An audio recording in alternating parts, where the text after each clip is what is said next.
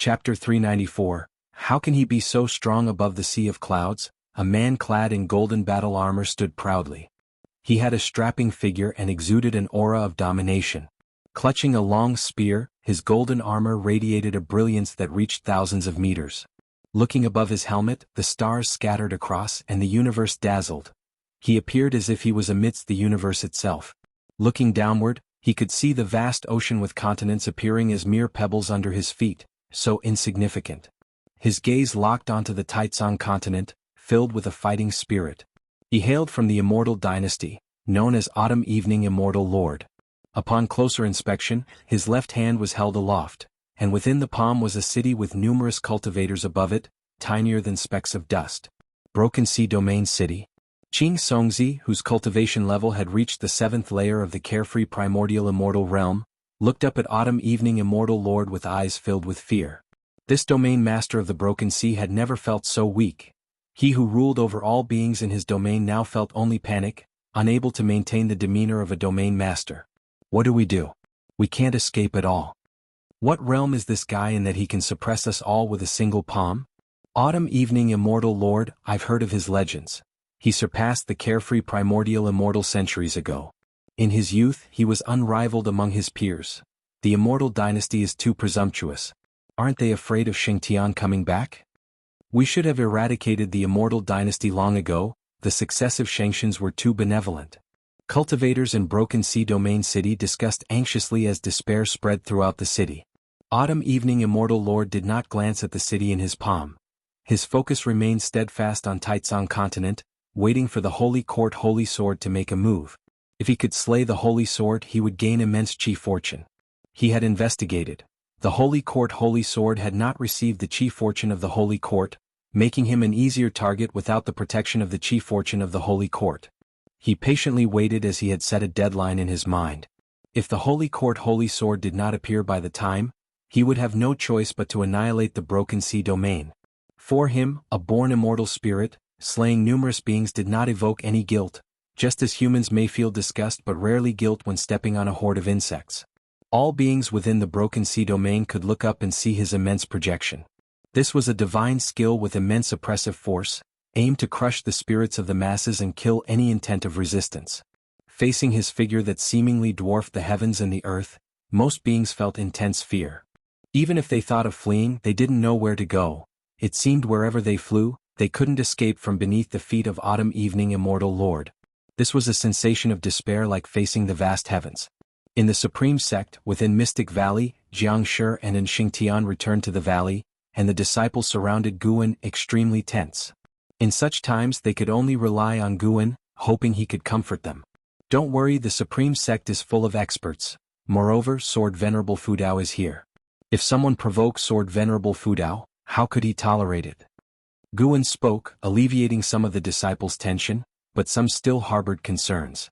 Master, is Sword Venerable Fudao really still here? Although there is indeed a vast sword intent on the heavenly repair platform, he hasn't made a move in many years.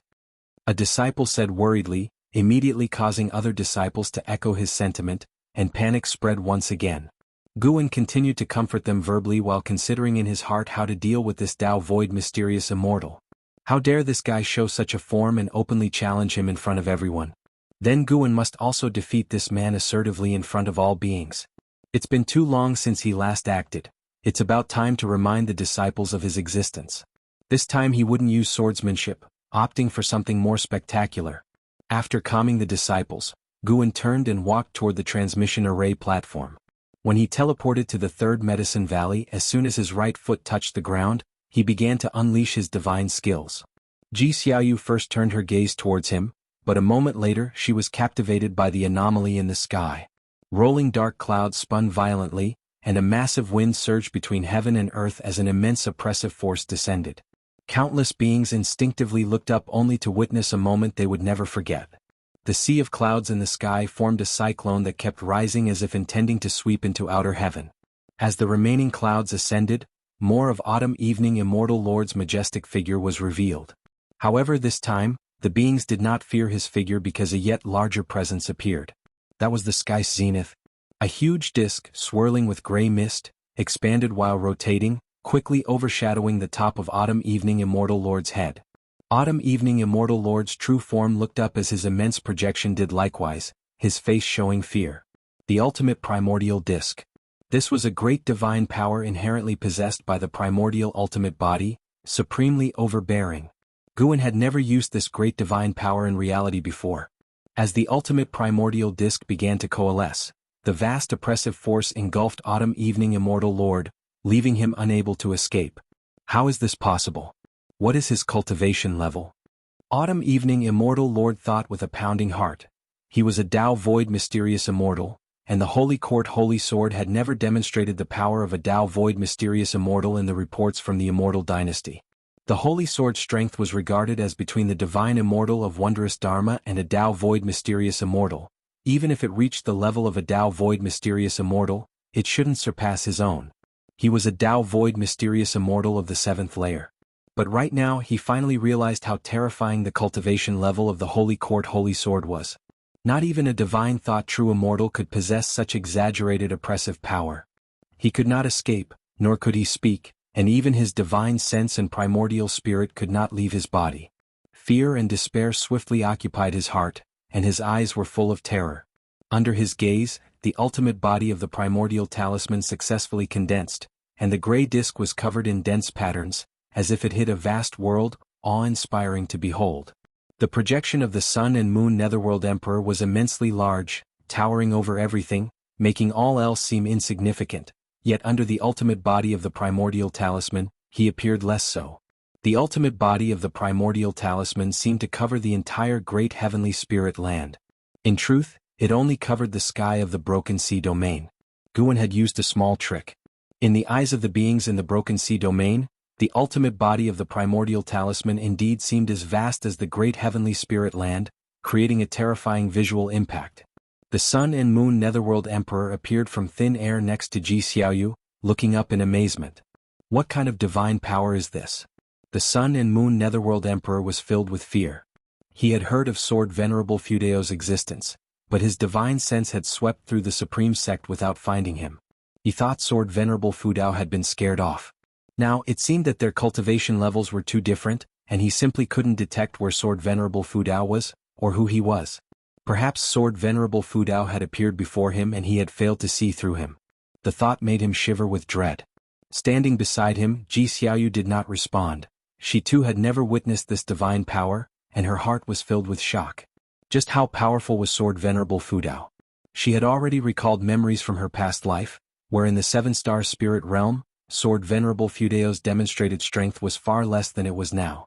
She had then looked forward to Sword Venerable Fudeo's future, but now, it seemed she had underestimated him. Back then, she had unleashed the power of a primordial Taoist talisman, with her true self's consciousness returning. If her true self had misjudged, didn't that imply that Sword Venerable Fudeo's Tao level was stronger than her true self's? Her feelings became complicated. If they felt this way, what about all living beings? What is that? My heavens, am I dreaming? Could it be that heaven is angry? It's Sword Venerable Fudao. It must be him. He's still in the Supreme Sect. Why isn't Sword Venerable Fudao displaying Sword Tao divine skills? Isn't this divine power stronger than the Sword Tao? Look at that guy, he's scared stiff. Ha ha ha, daring to challenge Sword Venerable Fudao is truly seeking death.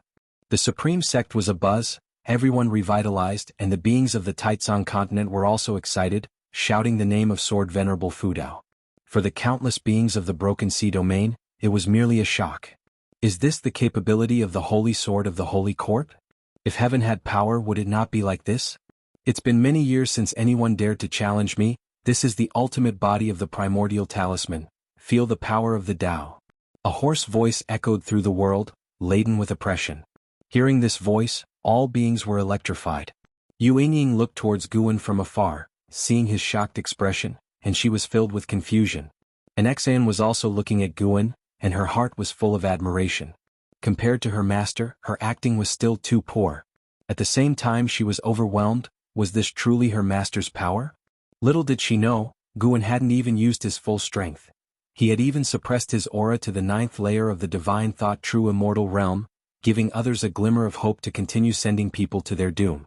Yet even so, Ji Xiaoyu felt he was beyond a divine thought true immortal, and perhaps even a usual free immortal could not match him. Boom, a deafening roar erupted, rendering the beings temporarily deaf, which didn't pain them but merely left them unable to hear.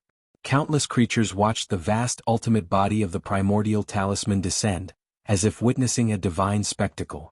Guin opened his mouth in disbelief, staring at the sky as the strong wind swirled his robes. With a thought, he allowed the Sun and Moon Netherworld Emperor to speak, nothing more. No, Elder. I was wrong. Give me a chance to atone. Once the Sun and Moon Netherworld Emperor realized he could speak, like grasping a lifeline in water, he yelled hoarsely, his voice echoing throughout the Broken Sea domain. Under Guin's suppression, beings outside the Broken Sea domain couldn't hear, but the already deaf beings of the Broken Sea domain distinctly heard the Sun and Moon Netherworld Emperor's hoarse scream. Guin was establishing his authority among the beings of the Broken Sea domain, yet he also wanted the Immortal Dynasty and Holy Court to underestimate him. No matter how much the Sun and Moon Netherworld Emperor begged for mercy, the descent speed of the ultimate body of the primordial talisman suddenly decreased. Eventually, the ultimate body of the primordial talisman landed above the head of the Sun and Moon Netherworld Emperor. Almost instantly, the projection of the Sun and Moon Netherworld Emperor was annihilated, and his true self felt an incredibly terrifying suction force. The main city of the Broken Sea domain he held was yanked out, crashing into the ocean, leaving the cultivators there wide-eyed. They would never forget this scene in their lifetimes. How could he be so powerful? Qing Songzi muttered to himself, suddenly realizing why Sword Venerable Fudao had declined the offer of the Qi Fortune Fruit position, and why the Holy Minister had agreed. Chapter 395. Fame Shakes the World. The Apex Talent. The Supreme Primordial Great Disk hung high above, much like the highest and supreme Tao suspended above all living beings. The true form of immortal Lord Qiushi was drawn into the Supreme Primordial Great Disk, so filled with despair and helplessness, devoid of any means of resistance. As he disappeared into the Supreme Primordial Great Disk, the rumbling of heaven and earth continued unabated, causing the entire Broken Sea domain to tremble as if the apocalypse had arrived. Moments later, a prompt appeared before Guin's eyes. You have successfully slain Immortal Lord Qiushi, Tao Void Mysterious Immortal Realm Level 7, 340,876 years of lifespan. Not bad, it saves half a month's labor. Although Guin thought this, the look of shock remained on his face. That was his belief, the acting had to be thorough. The Supreme Primordial Great Disk did not vanish immediately but continued to hang in the sky for the adoration of all beings. Because the Supreme Primordial Great Disk was so immense, the patterns on it were so clear to all beings, those images seemed to record ancient myths, which left the beings in awe. After a long while, the wind between heaven and earth began to calm, and a majestic gray fog emerged around the Supreme Primordial Great Disk, drowning it in splendor, and the sky darkened. Only then did the beings regain their senses, instantly stirring with excitement. The oppressive might of immortal Lord Qiushi had completely vanished. Did this not mean that Sword Venerable Fudao had slain him? Unbelievable. Immortal Lord Qiushi had appeared daunting and formidable, like the wrath of the vast heavens, and the mortal spirits could only tremble. Even with Sword Venerable Fudao's intervention, they had expected an earth-shattering great battle, yet it ended with one-sided suppression. Tyrannical. Invincible. Even though they could not see Sword Venerable Fudao in person, this was the impression that the beings formed of Sword Venerable Fudao from witnessing the battle. The sky gradually brightened, and the dark clouds began to disperse, leaving no trace of the Supreme Primordial Great Disk as if it had never appeared. The third Medicine Valley was abuzz with noise. All disciples were excited. Guin briskly approached Ji Xiaoyu and eagerly asked, "With your abilities, can you tell what realm Sword Venerable Fudao is in?" Ji Xiaoyu looked at him, offering no reply.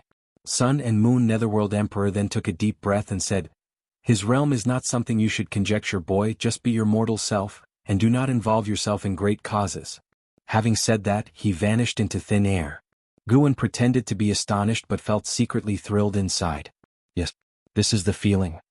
Though you look down on me, I shall wait for you on the immortal path, but whether you can make me see you, that's still to be seen." Guin turned to Ji Xiaoyu and asked, "Was he unsettled by Sword Venerable Fudao?" Ji Xiaoyu nodded and said, "Indeed, Sword Venerable Fudao is powerful. I never expected there to be such a great cultivator hidden within the great heavenly spirit land. I even suspect." "Suspect what?" "Nothing, I'm going back to cultivate." As Ji Xiaoyu turned away and left, Guin cocked his head, feeling as though she too was provoked.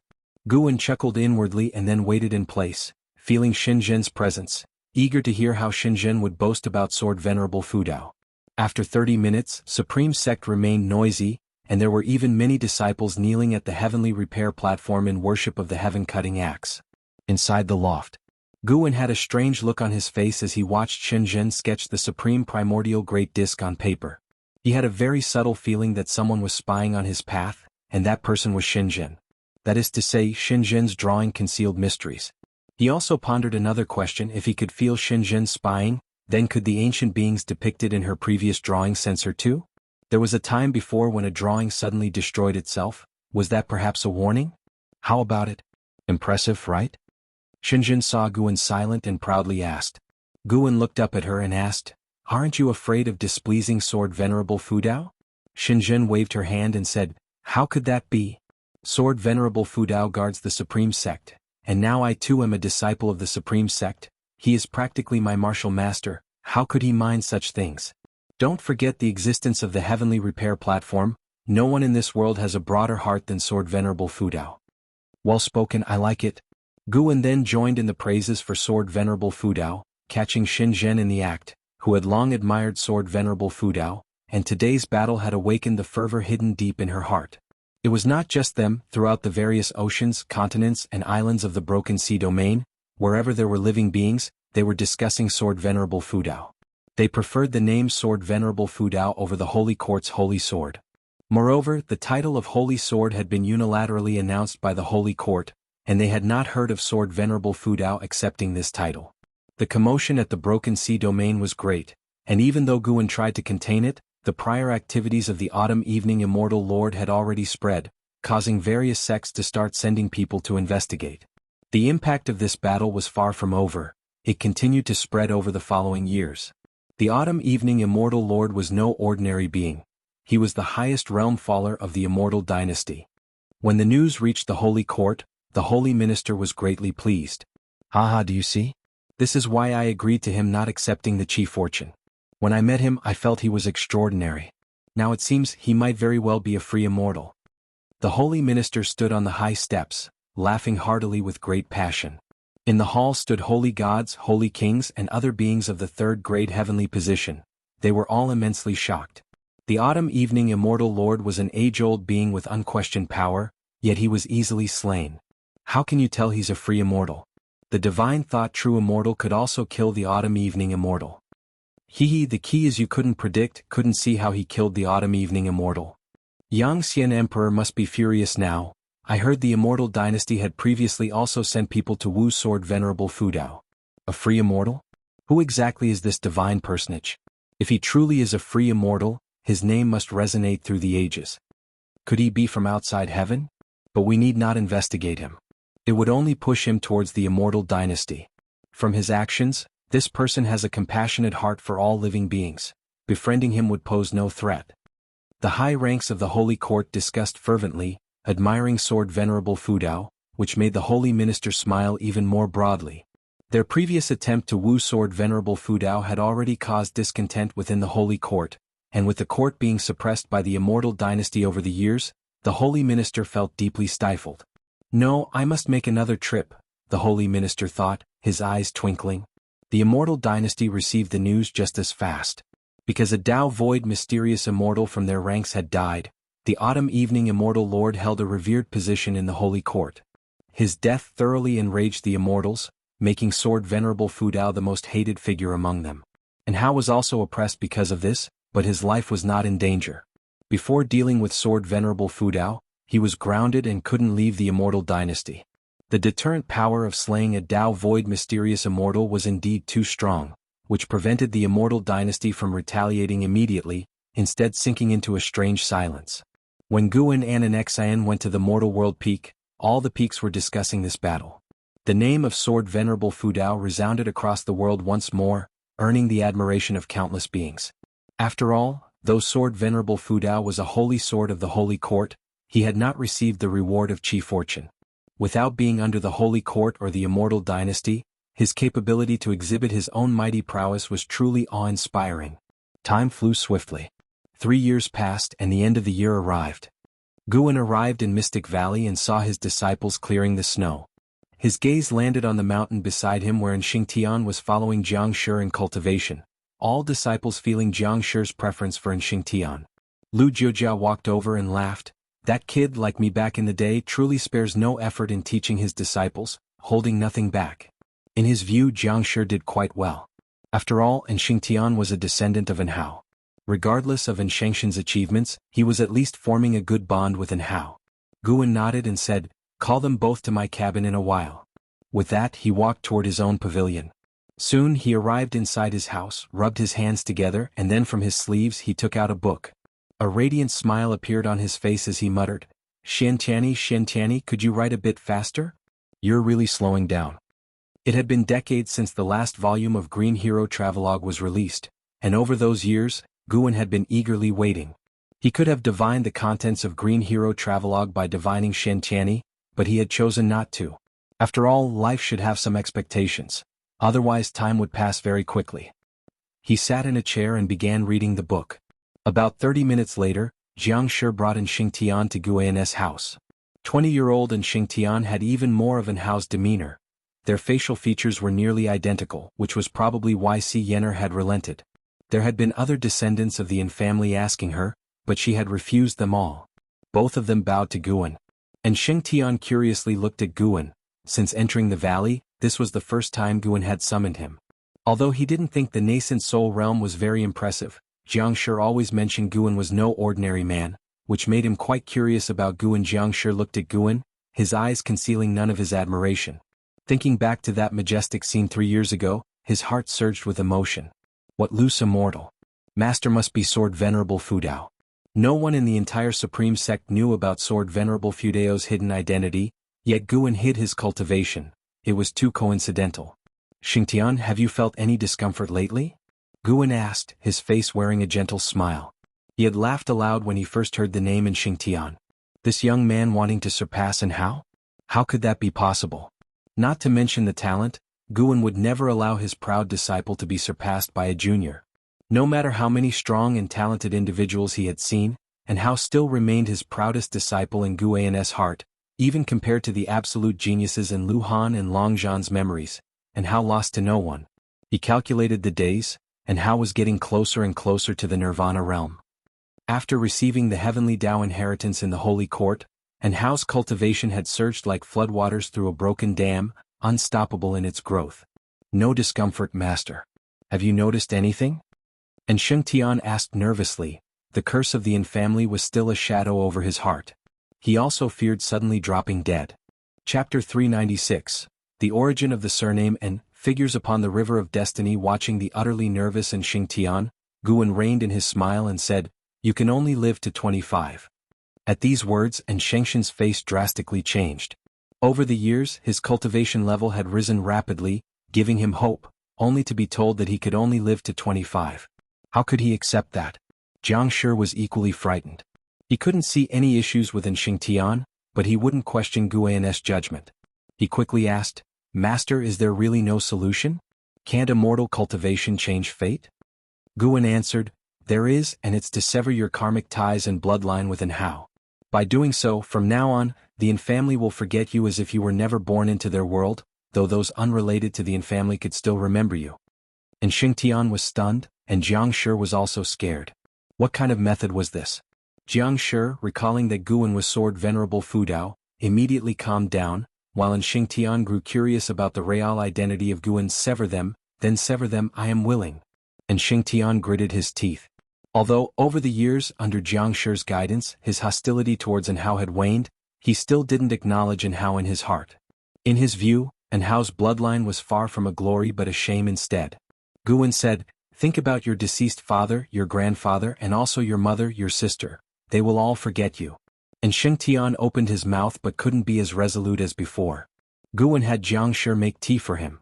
He wanted to see what decision Xingtian would make. Although Jiang Shi wanted to interject, he understood the meaning behind Guan's instruction to pour tea. He was to stay out of it. And Xingtian clenched his fists, his mind filled with memories of time spent with his family. Unwilling. Why should he? Suddenly, Xingtian decided to accept his fate, just like the 2 words left by Anhao. Resigned. But when he thought of the deep hatred born from his father's and grandfather's blood, he couldn't convince himself. How could he protect his living family members without strong cultivation? Just as Guan was about to lift the tea that Jiang Shi had brewed, and Xingtian said solemnly, "Sever. I must sever. I need to become stronger. Even if they forget me, I must have the strength to protect them.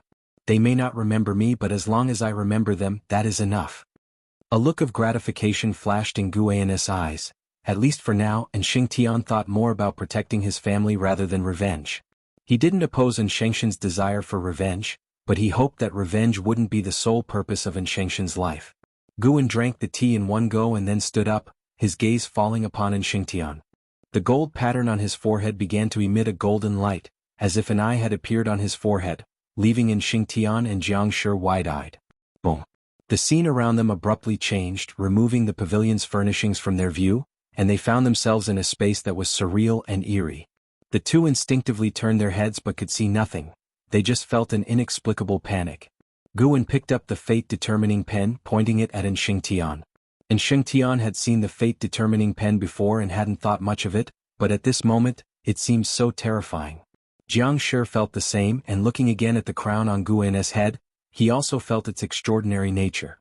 Could it be that his master was a treasure all over? His eyes were full of awe and fervor, wishing he could prostrate himself to his master right there.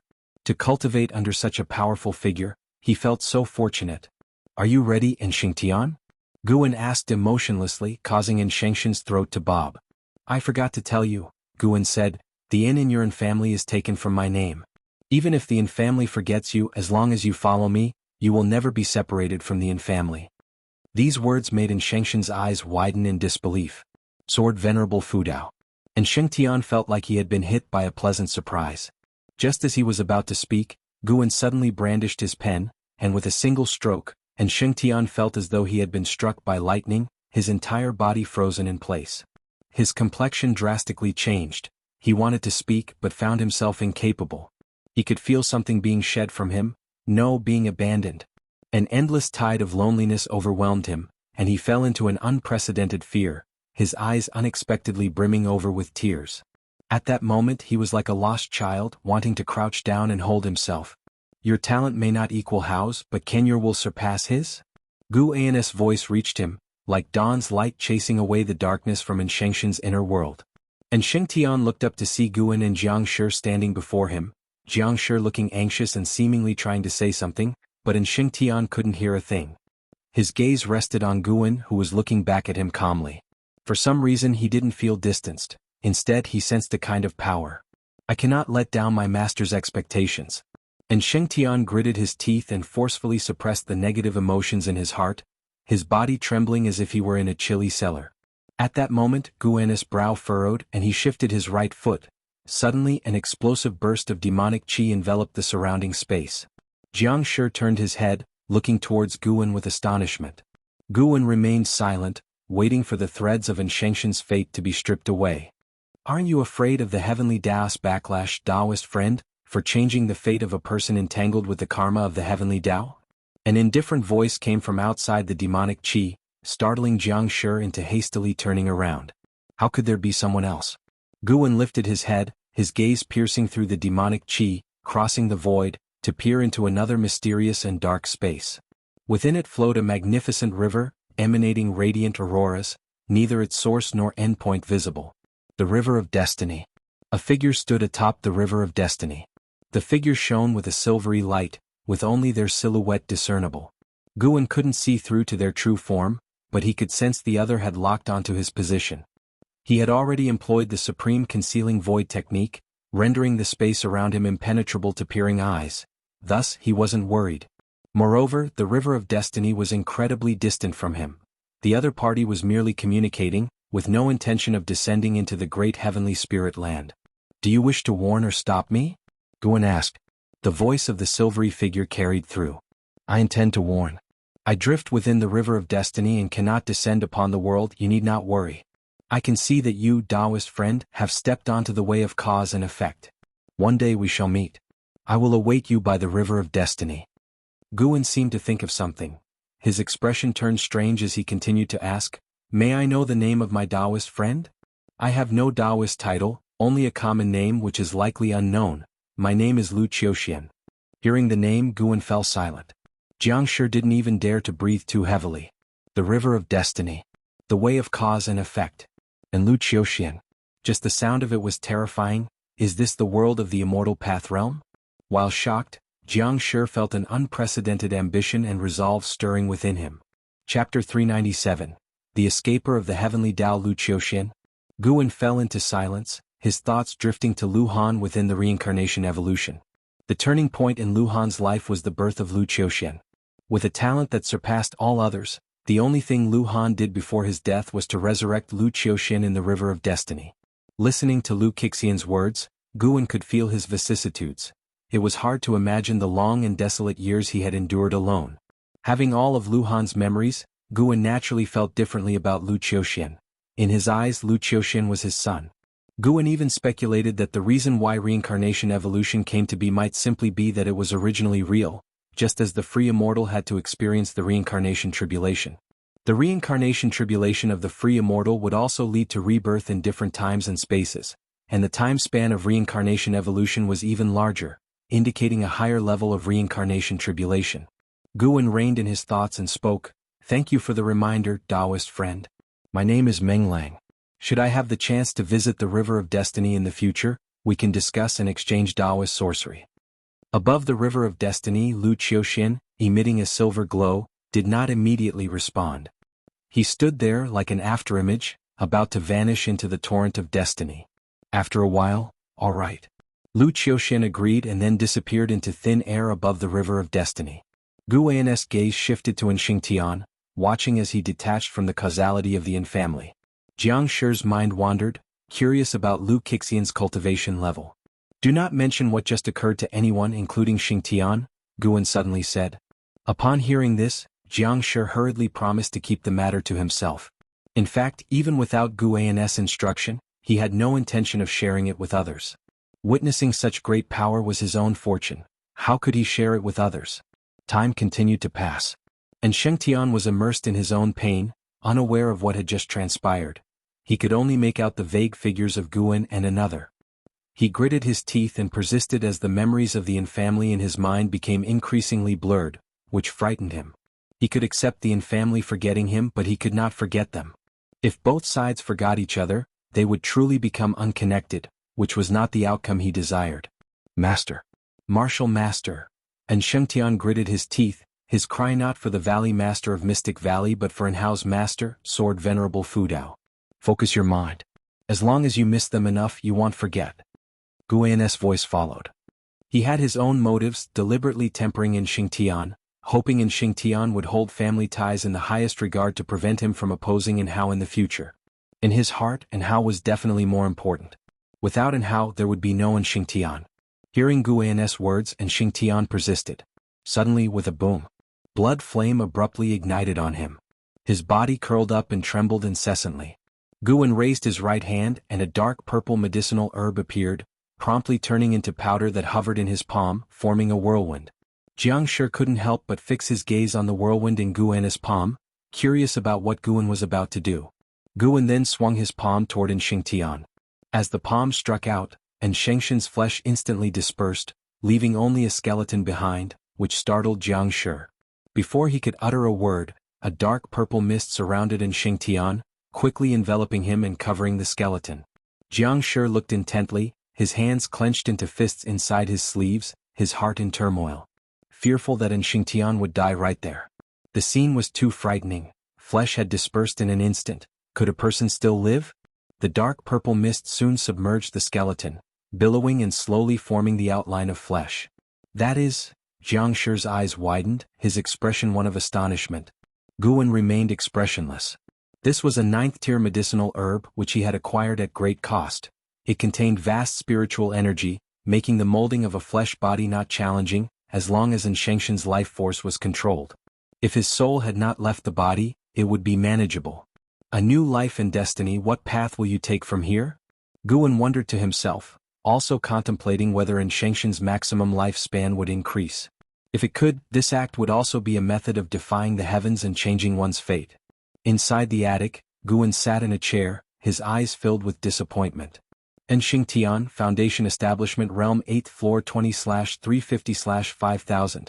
His cultivation level had increased as had his lifespan, but his maximum lifespan had not. That is to say, replacing bloodlines was not a way to change maximum lifespan. The concept of maximum lifespan became even more complex in Guan's eyes. Luckily, En Xingtian was considered as having defied fate, breaking free from the destiny of the In family. Master, may I take him down? Jiang Shi, holding En Xingtian and wearing an anxious expression, asked. En Xingtian was covered in a robe for modesty and had not yet awakened. Guan nodded, and Jiang Shi sighed with relief, signaling that En Xingtian was already out of danger. He immediately carried En Xingtian away. After leaving the house, he also closed the door behind him. Guan then began to ponder about Lu Qiuxian. After Lu Han was executed by the Black Profound Emperor, how did Lu Qiuxian survive? There must have been many stories behind it. Meanwhile, thousands of miles away from the Supreme Sect, carriages progressed across the mountains. Si Yenner was meditating on the floor of a carriage when she suddenly opened her eyes, frowning. What's going on? This feeling, what exactly is it? Why can't I remember? Si Yenner mumbled to herself, experiencing an inexplicable sense of emptiness within her. In the carriage behind her, a mother and daughter felt the same, clutching their chests in silence, sinking into an indescribable sadness, without understanding what was causing their grief. And Hao, who was far away in the immortal dynasty, sensed it too. He abruptly opened his eyes, his brows furrowed in concern. He looked towards the setting sun in the distance, his gaze filled with confusion. He sat meditating on a cliff, his body entwined with chains of golden light, unable to stand up. Who is trying to sever the karma with me? And Hao wondered in surprise, having delved into the way of cause and effect since he had received the legacy of the heavenly Tao. However, his understanding of the way of cause and effect was still weak, lacking the power to deduce its mysteries. As he couldn't figure it out, he attributed the penalization to the immortal dynasty, deciding not to dwell on it and continued his path enlightenment. Oppressed by the immortal dynasty, he did not panic, knowing that as long as his martial master was there, the immortal dynasty would dare not act rashly. He was also astonished when he heard that his martial master had slain Autumn Equinox immortal lord, having met the man whose formidable aura had made a substantial impression. It was unimaginable to Hao that such a powerful being would be powerless before his martial master. He found that no matter how powerful an entity he encountered, how profound a force's heritage was, those seemingly invincible and unconquerable beings were like nothing before his martial master. He could not fathom just how strong his martial master truly was. He even looked forward to how the encounter would unfold if Yangxian Emperor, the current publicly acknowledged #1 under the heavens, were to face his martial master. He believed his martial master could also be the first under the heavens. Thinking of his martial master's strength, and Hao cast aside his distractions, feeling a surge of fervor. He wanted to catch up to his martial master as soon as possible. As the days went by, New Year's Day arrived in the blink of an eye. At dawn, Mystic Valley began preparing for the festival. And Xingtian was chopping wood in the forest, his hair tied high at the back of his head, revealing his stern features. A female disciple approached holding a teapot, looking at Xingtian hesitantly. "Senior brother, are you tired? Would you like some spiritual tea?" She observed Xingtian, her expression turning timidly coy. And Xingtian turned his head with a smile, like ice melting away. He said with a laugh, "As a Foundation Establishment Realm cultivator, how could I be tired? However, I cannot refuse junior sister's kindness. Just leave it there and I will bring the teapot back for you." The female disciple was about to say something when the bushes rustled, and a white deer darted past them. A male disciple chased after it, not daring to glance at Xingtian and the female disciple, fearful of interrupting them. And Xingtian looked up and couldn't help but smile. Somewhat vexed but not wanting to bother her senior brother further, the female disciple resignedly placed the teapot down and left. Inside Mystic Valley, Guan stood shoulder to shoulder with Shenzhen, admiring the landscape of the medicine garden. "Now that we're here, tell me, why did you want to come and see this place?" Guan turned his head towards Shenzhen and asked. Shenzhen's gaze wandered as if searching for someone. She murmured, "No, this isn't right." "What's not right?" Guan asked, puzzled. Ever since he had met her that day, he felt something was off about her, as though she was always in a daze. Recently, the presence of reincarnation around Shenzhen had been growing stronger, a sensation Guan had only ever felt around Ji Xiaoyu, which meant that Ji Xiaoyu was awakening memories of her past life. Shenzhen did not answer Guan, but instead she began to walk away, in the direction of the woods wherein Xingtian was. Guan followed her, curious about what Shenzhen was searching for. Could it have something to do with Xingtian? Guan was perplexed, sensing that something strange was happening.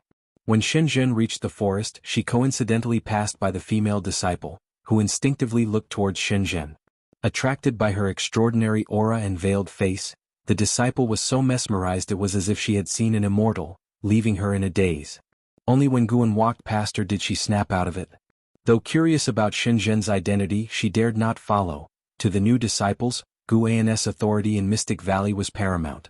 Upon seeing Xingtian, Shenzhen's expression subtly changed. And Xingtian seemed to sense something and involuntarily turned his head. When his eyes met Shenzhen's, he frowned, feeling an uncomfortable sensation. Shenzhen's pupils twinkled peculiarly, the corners of her mouth rising beneath her veil. "What's wrong?" Guan came up and asked. Seeing him, and Xingtian immediately raised his hand in salute. Ignoring Guan, Shenzhen said in a strange tone, "Those who evade the heavenly Tao variables?" And Shengshen's frown deepened, suddenly feeling a chill that made him instinctively fear.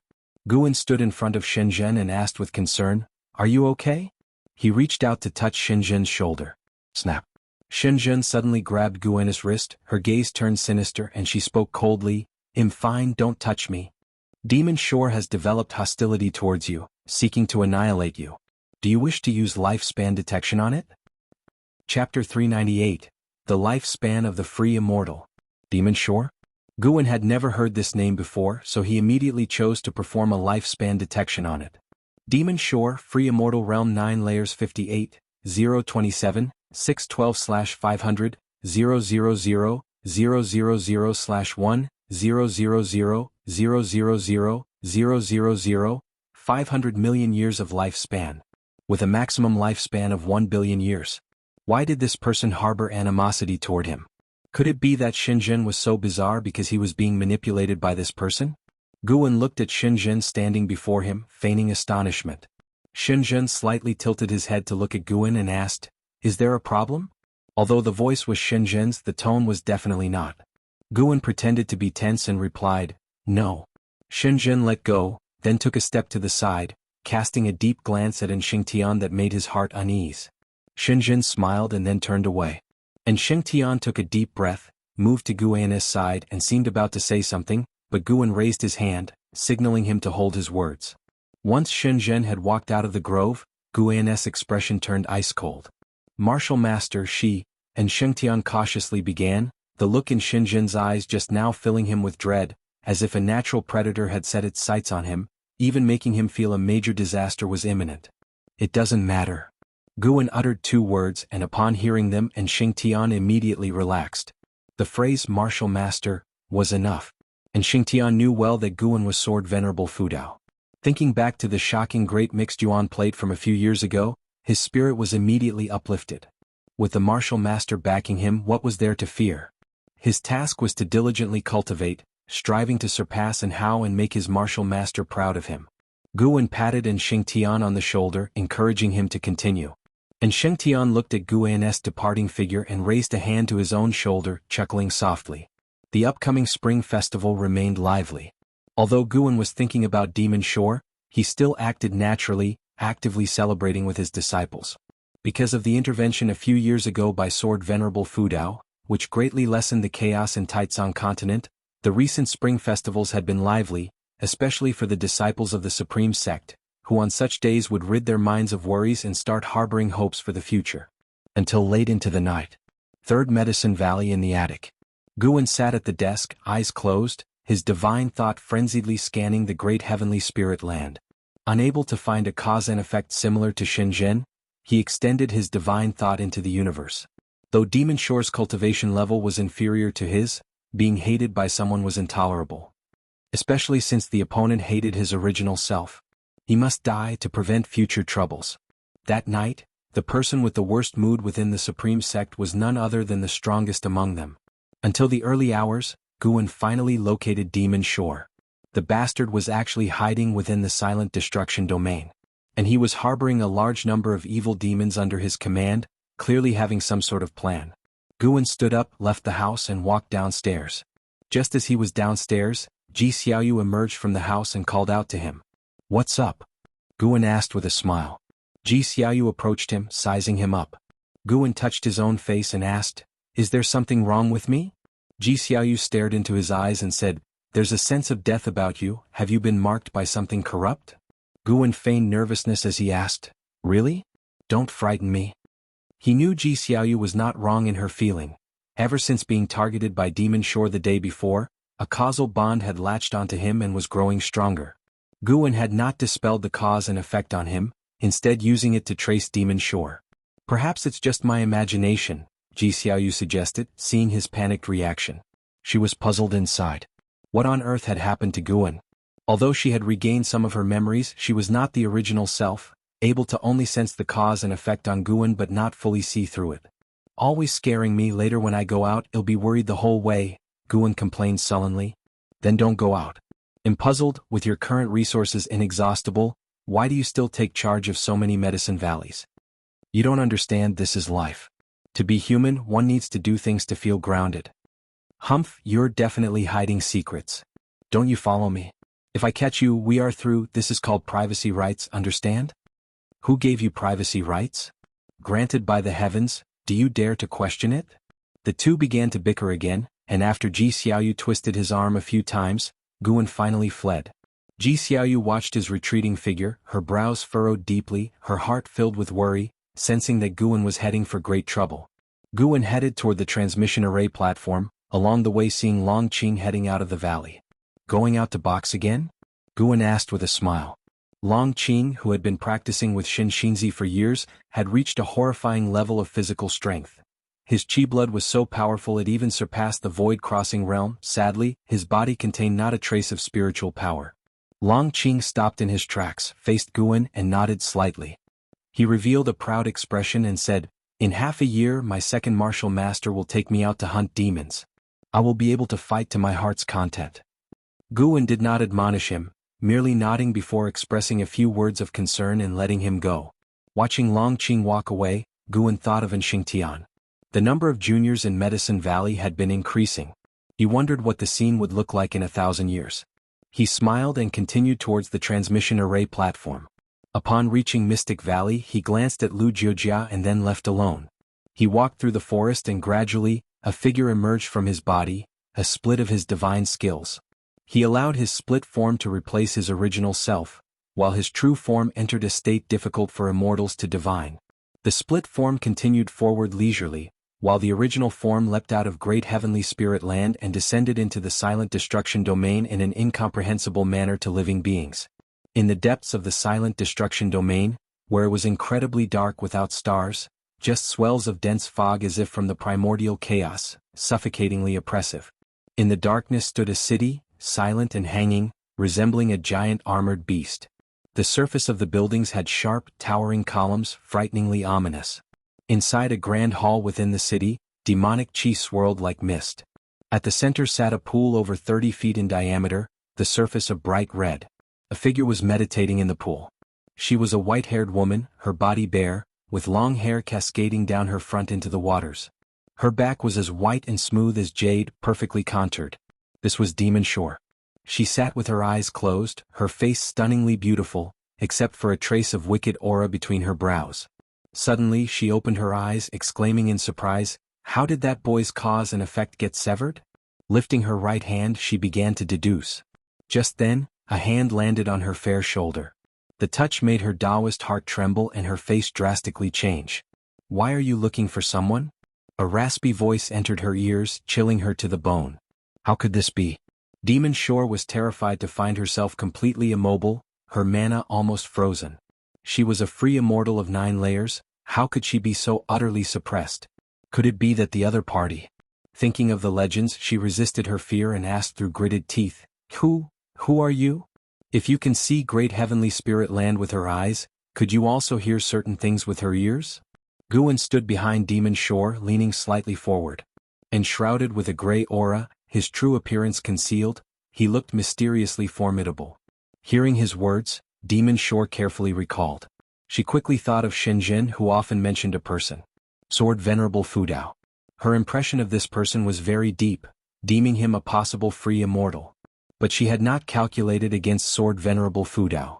Though free immortals differed, she was one who had stepped into reincarnation tribulation, even if not yet successfully, but at least she was trying. Sword Venerable Fudao, why? The longer Guan's hand pressed down, the more frantic she became.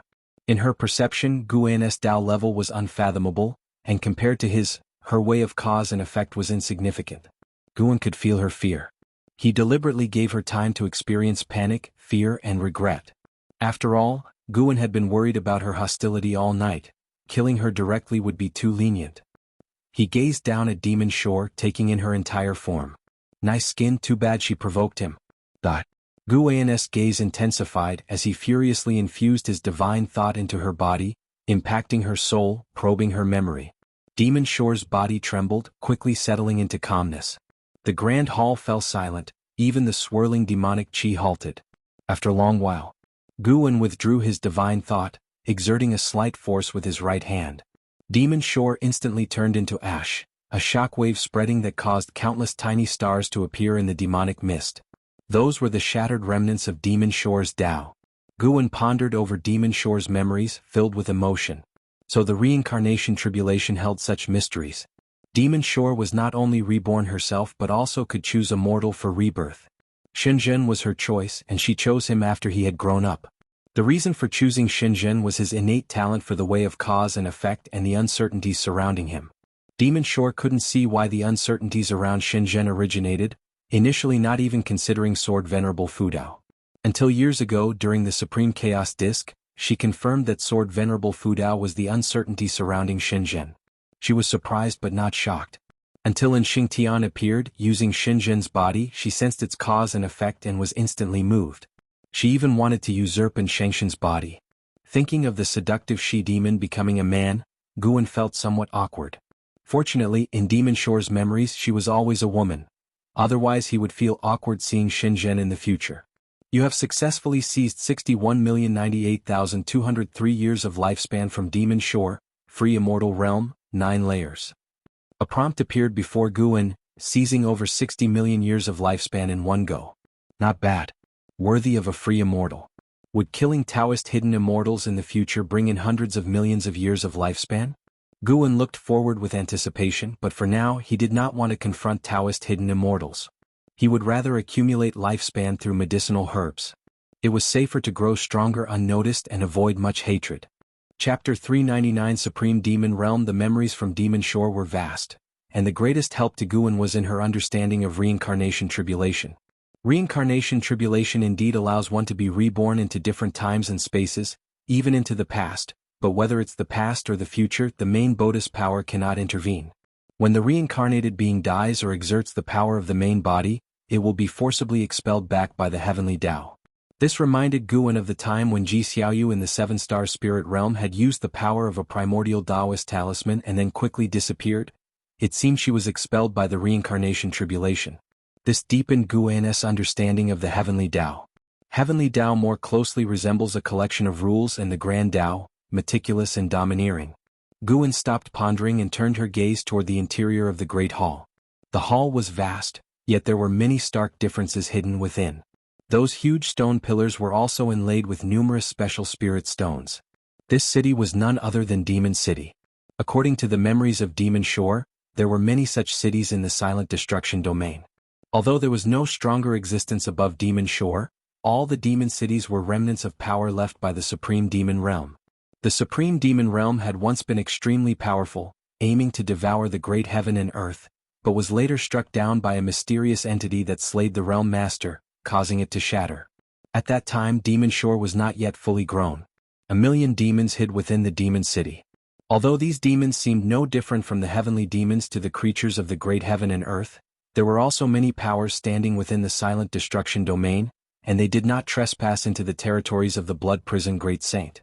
Guan decided to eradicate the root of the problem and eliminate all these demons.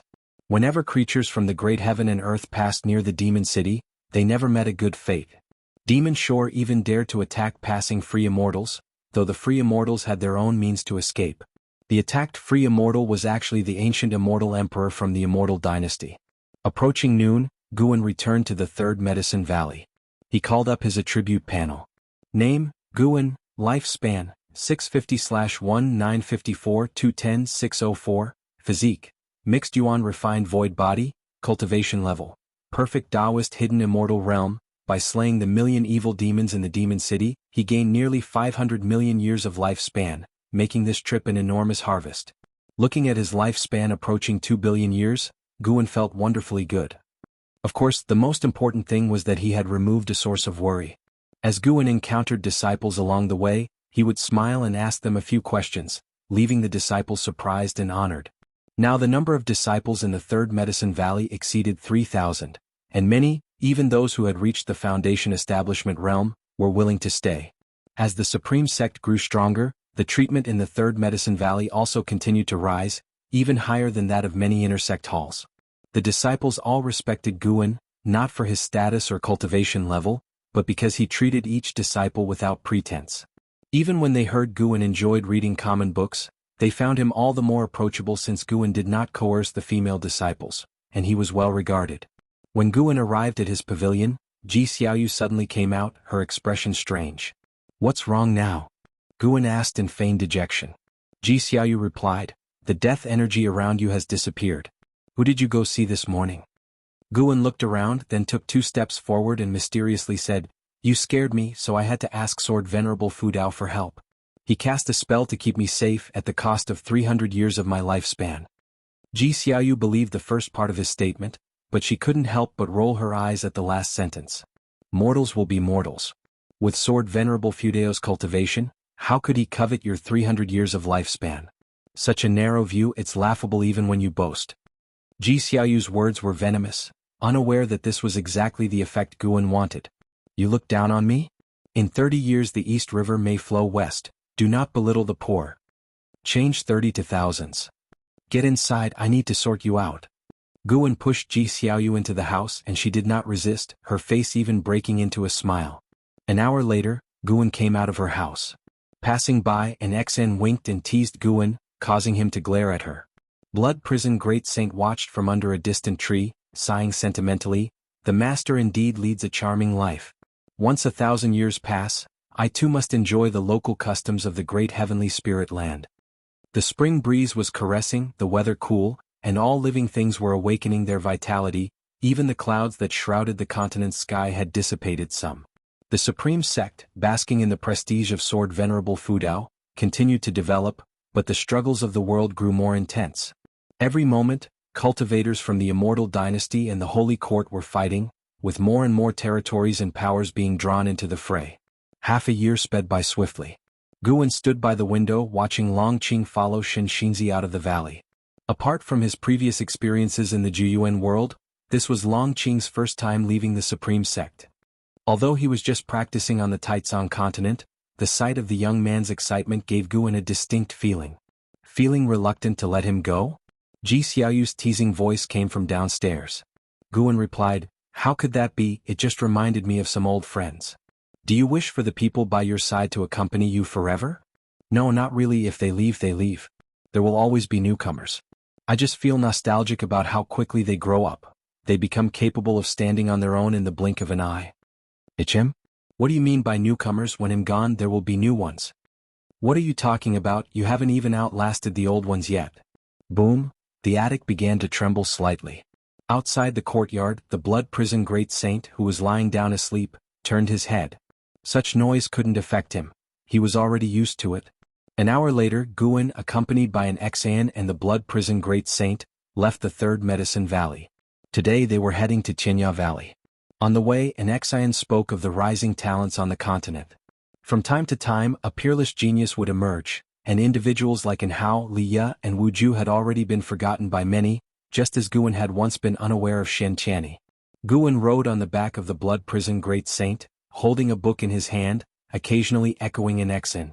He also paid attention to the recent happenings in the world. Compared to the world hundreds of years ago, the standard for genius had risen. The cultivators and Xian referred to as geniuses had cultivation levels at the very least within the Void Crossing realm. Hundreds of years ago, those of the Void Crossing realm were considered great cultivators, old monsters. Nowadays the Nirvana realm was no longer a secret known to just a few. An Xen spoke of the affairs of the world with no longing in her tone, only anticipation. She didn't want to go out, she just wanted to become more formidable than those people, to prove that staying by her master's side was the best choice. They chatted and laughed along the way, making the journey seem less tedious. When they arrived at Tianya Valley, they saw a group of young and proud cultivators. When Guan and his companions appeared, they attracted the attention of most. Guan saw LV Xian among them. It had been quite a while since he had seen LV Xian, because every time LV Badian met him, he would mention LV Xian, making Guan occasionally keep track of LV Xian's progress. LV Xian had always been highly talented, and coupled with favorable circumstances, he now possessed the cultivation level of the mystic heart realm. He looked from afar at Guan with a joyous expression on his face. Guan nodded slightly towards him, then dismounted and walked toward Lizuando's courtyard. An Exian went with the blood prison great saint to meet the 3 monkey demons. Guan proceeded into the courtyard, walked up to the table, and saluted Li Xiandao with a cupped fist. Following Lizuando's gesture, he sat down. Li Xiandao appraised Guan and asked with a smile, "Why do I feel you've changed again?" Guan replied, "Perhaps I've aged a bit more?" As Guan grew older, his relationship with Li Xiandao became less about seniority and more like that of equals. It wasn't that Guan's outward cultivation was particularly strong, but both were several centuries old. Their life journeys were continually advancing. For those who lived for thousands or tens of thousands of years, people aged 500 to 1,000 years were considered peers, and this concept subtly influenced them as well. The two exchanged pleasantries, having not seen each other for many years. LV Xian was a supreme talent, and so was Li Xiandao, whose cultivation had reached the Mahayana realm.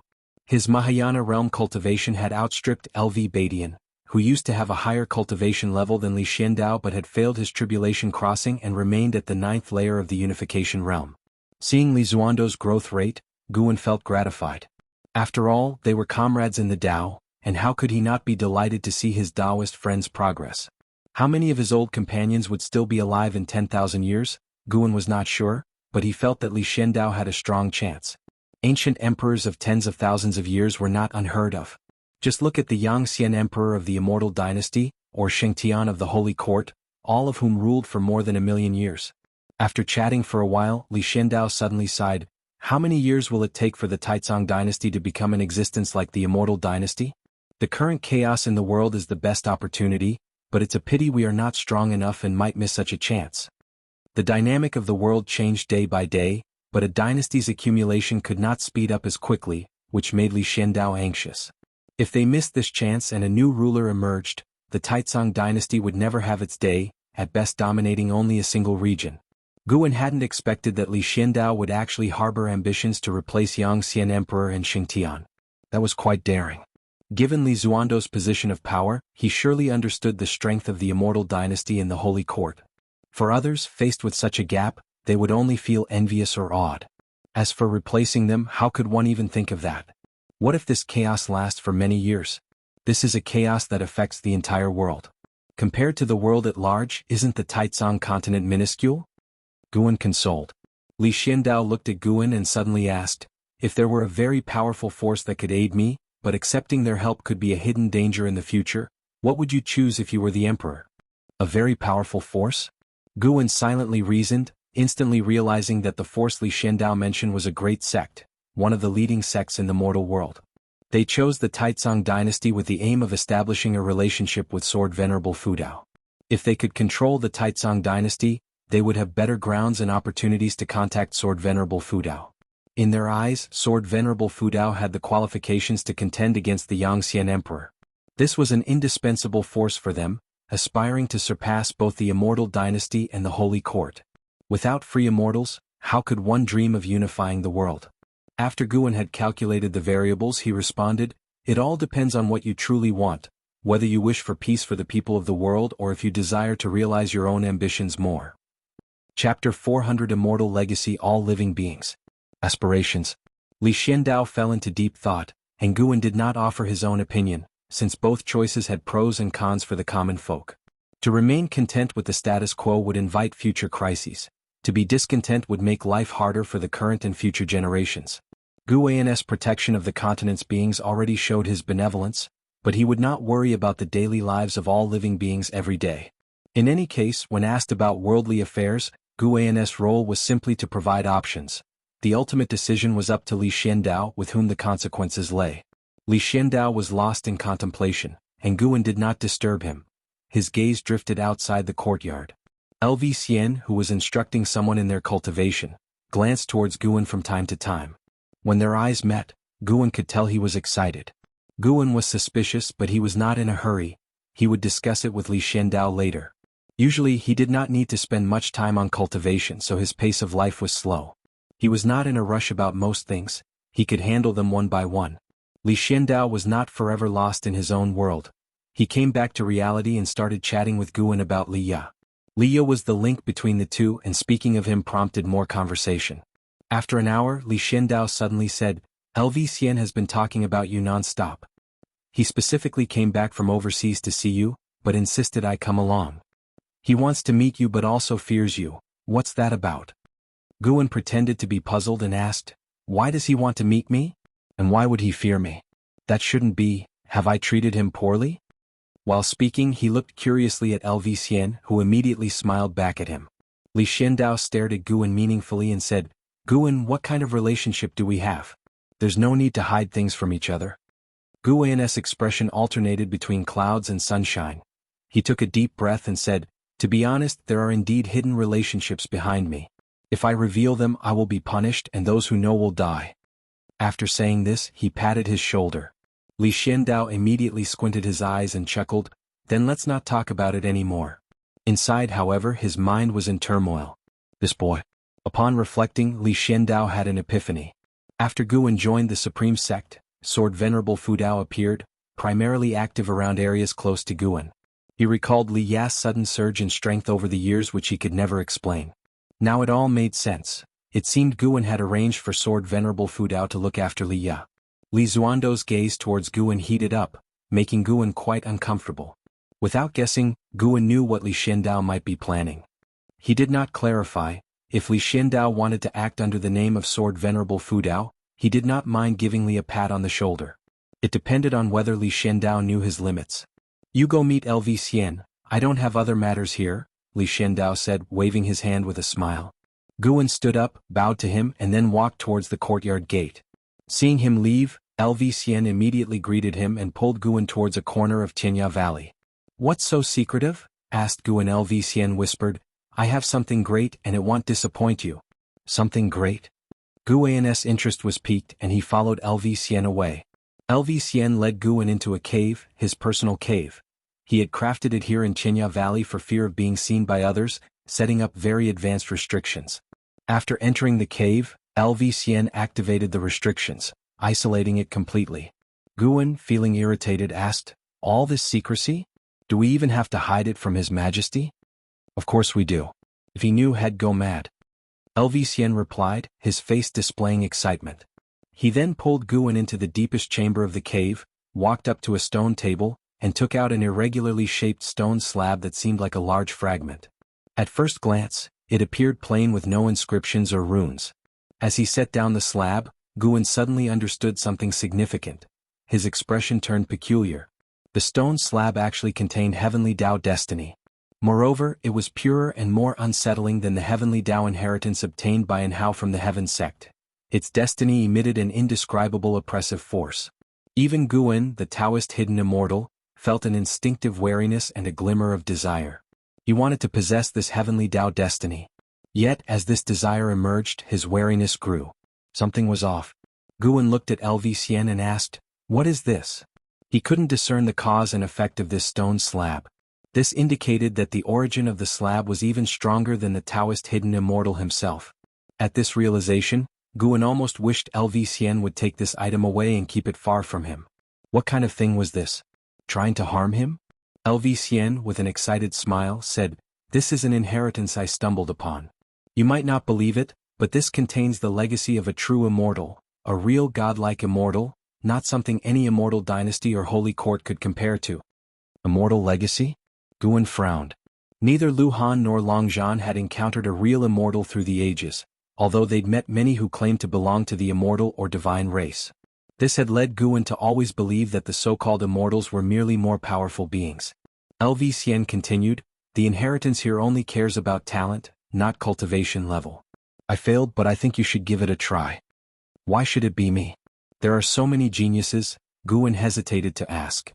LV glared at him and said impatiently, "There are many geniuses, but the only one I have a good relationship with is you.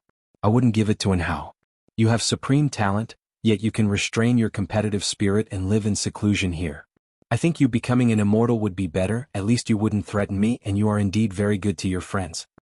Although Guan was curious, he felt that this matter was very dangerous, so he said, "Actually, His Majesty's talent is also very strong." After hearing this, LV eyes brightened as he said, "You noticed it too? I thought I was the only one who knew." But don't tell him I know." "Haha, don't worry. He still thinks he's hidden himself well enough, not realizing that you are the deepest enigma. Think about it, it makes sense that Sword Venerable Fudao has always stayed at Supreme Sect, certainly to cultivate you. And Hao claims to be a disciple of Sword Venerable Fudao, but he left and Sword Venerable Fudao is still here. That must mean he's just riding on your coattails." LV chuckled, truly believing that Guan was stronger than an Hao. He had sparred with both of them, and Guan had given him the greatest sense of oppression and psychological shadow. He even believed that Guan was the #1 genius under the heavens. Hearing this, Guan fell into silence, his gaze fixed on a stone slab. Wait, should he use his lifespan to simulate this? Guan thought it feasible as touching the stone slab directly seemed too dangerous. His mind made up, he immediately began to simulate. Simulating the inheritance will consume 1 million years of lifespan. Do you wish to continue? That much? Guan hesitated, but looking at the stone slab he was really tempted. Forget it. Take the plunge. While LV continued his incessant chatter, Guan chose to continue, and then his consciousness entered a vast white space. Everything was blank, and below his feet, grass first emerged, rapidly expanding, and mountains appeared in the distance in all directions. The world was vast and the sky magnificent. Guan looked ahead and saw atop the mountains a dazzling orb of light, immensely gigantic, much larger than any mountain on earth. Within the light orb there stood a towering figure, 10,000 zhang in height, adorned in armor, wielding a divine weapon, exuding a domineering aura that overwhelmed all living beings. Upon seeing this figure, Guan felt threatened, and he couldn't help but think of Black Profound Emperor, whom Lu Han encountered, and Annihilation God Emperor, whom Long Zhan encountered. Their auras were similar. What realms were they actually in? Mortal spirit, having seen the heavenly Tao, why not kneel? A majestic voice rang out, but Guan did not kneel since it was just a simulation, and he asked, "What inheritance is this?" "This is the heavenly Tao immortal position inheritance. To gain my approval you must defeat me." Defeat? Guan was surprised internally. Facing this entity, LV surely had no chance at all, let alone even the desire to fight. Wait, LV said that the inheritance only looked at talent. Could it be that facing different inheritors, this entity's cultivation level might also change? LV failed against an existence a great realm higher than his own. He was now facing an existence a realm higher than Taoist hidden immortal. No wonder it felt dangerous yet not hopeless. What is heavenly Tao immortal position? Guan pressed on. The other did not respond. Guan asked other questions, but no matter what he asked there was no response. Forget it. Then fight to see if he had the strength to pass the inheritance test. Inside the cave, LV gestured to Guan, whose eyes suddenly became clear. What were you thinking about? I asked you several times and you didn't respond, LV said with dissatisfaction. Guan smiled and replied, "Nothing much, I was just wondering whether there really are immortals and gods." He had passed the test. It had to be said, that entity was indeed formidable. Guan had to use dozens of moves to completely vanquish it. Yet even after the victory, Guan still hadn't figured out what the heavenly Tao immortal position was. But one thing was certain, the stone slab inheritance could see through his true cultivation level. If there was an immortal god power behind it, that power could also understand his true strength through this stone slab. The last thing Guan wanted was for his true cultivation level to be seen through. Forget it, I can't accept it. But don't worry, I won't tell anyone. Guan shook his head. LV eyes widened as he said, "This is an immortal god inheritance. If you succeed, you will soar to great heights." Guan replied, "I only trust the mana that I have cultivated myself, not that given by others. If so, I would certainly be controlled by others at the risk of my life and freedom." Hearing this, LV furrowed his brows. He had to admit Guan made a good point. With that statement from Guan, the excitement in his heart began to subside. He looked at the stone slab on the table and said in a low voice, "Well said, perhaps failing the inheritance was a blessing in disguise." Chapter 401 Shape-Shifting, You can keep it and accept the inheritance when you are strong enough. Guwen stared at LV Xian, speaking earnestly, fearing that LV Xian would forsake his greatest opportunity. At the moment, the Heavenly Tao immortal position proved stronger than the Holy Court, the Immortal Dynasty, and even the Silent Destruction Domain. As a mortal, if LV Xian missed it, finding a stronger chance in the future would be almost impossible. LV Xian couldn't rely on stealing lifespan to become stronger like him. LV Xian raised an eyebrow and said, "What do you mean you think I can't rely on myself? You can't, at least not beyond this inheritance." Bullshit. LV Xian erupted in fury, his terrifying aura exploding like a volcano, startling the entire Qinya Valley. Suddenly, Guwen raised his hand and pressed it on his shoulder, instantly dispersing his aura. LV Xian's eyes widened. He knew Guwen was definitely stronger than himself, but to be suppressed so easily rendered unable to move. In that moment he recalled a duel between them hundreds of years ago. This moment was exactly like that one. Guwen looked at him calmly and asked, "Can you keep this stone tablet now?" LV Xian couldn't answer. He was unable to speak. "Just blink if you agree." Hearing Guwen's words, LV Xian blinked frantically. Guwen withdrew his hand and LV Xian breathed a sigh of relief, gasping for air. He looked at Guwen with fear. He had learned from Li Xiandao that Guwen was younger than him, yet how had he cultivated to such a level? Compared to Guwen he was practically useless. Guwen smiled and said, "Quickly put it away. When you become an immortal, if I can't catch up to you or have troubles, you'll be my backup." Upon hearing this, pride replaced the awkwardness on LV Xian's face. He patted his chest and said, "Naturally, I'm not your equal now, but I will surpass you one day and then I'll have your back." Despite Guwen not always being nice to him and often scaring him, wasn't that a form of care? In the past, when he initiated provocations towards Guwen, Guwen didn't mind, but if someone else treated him that way he wouldn't be so merciful. And for Guwen to return such an important inheritance to him, he was truly a man worth respecting. LV Xian stored the stone tablet and Guwen put his arm around his shoulder as they walked toward the cave entrance. "By the way, your father misses you. When are you going to visit him?" "Him? That old undying man, if I visit him, I won't be able to help but kill him." "Nonsense, blood is thicker than water. He hasn't tortured or mistreated you. Why talk of killing?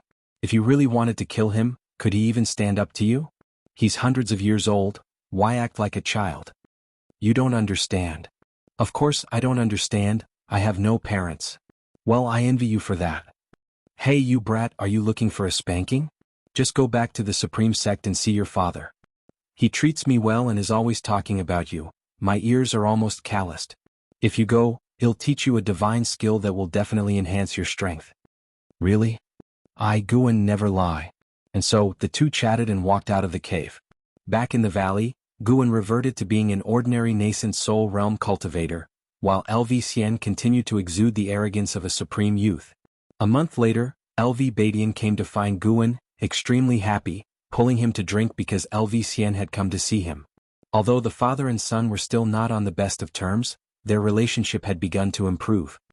He was touched to learn from LV Xian that it was Guwen who had asked LV Xian to see him. This youngster always seemed impatient with his ramblings, but in his heart, he remembered his father's love. LV Badian looked at Guwen with eyes full of fondness, as if looking at another son. Guwen didn't refuse as he was just in the mood for a drink. Perhaps this was what meant by, "With great power comes great responsibility." He not only had to save the world, he also had to help people handle domestic affairs. How fortunate the immortal cultivation world was to have me. Filled with self-emotion, Guwen then competed with LV Badian in a drinking contest and finally LV Badian was defeated. They were drinking high-level spiritual wine.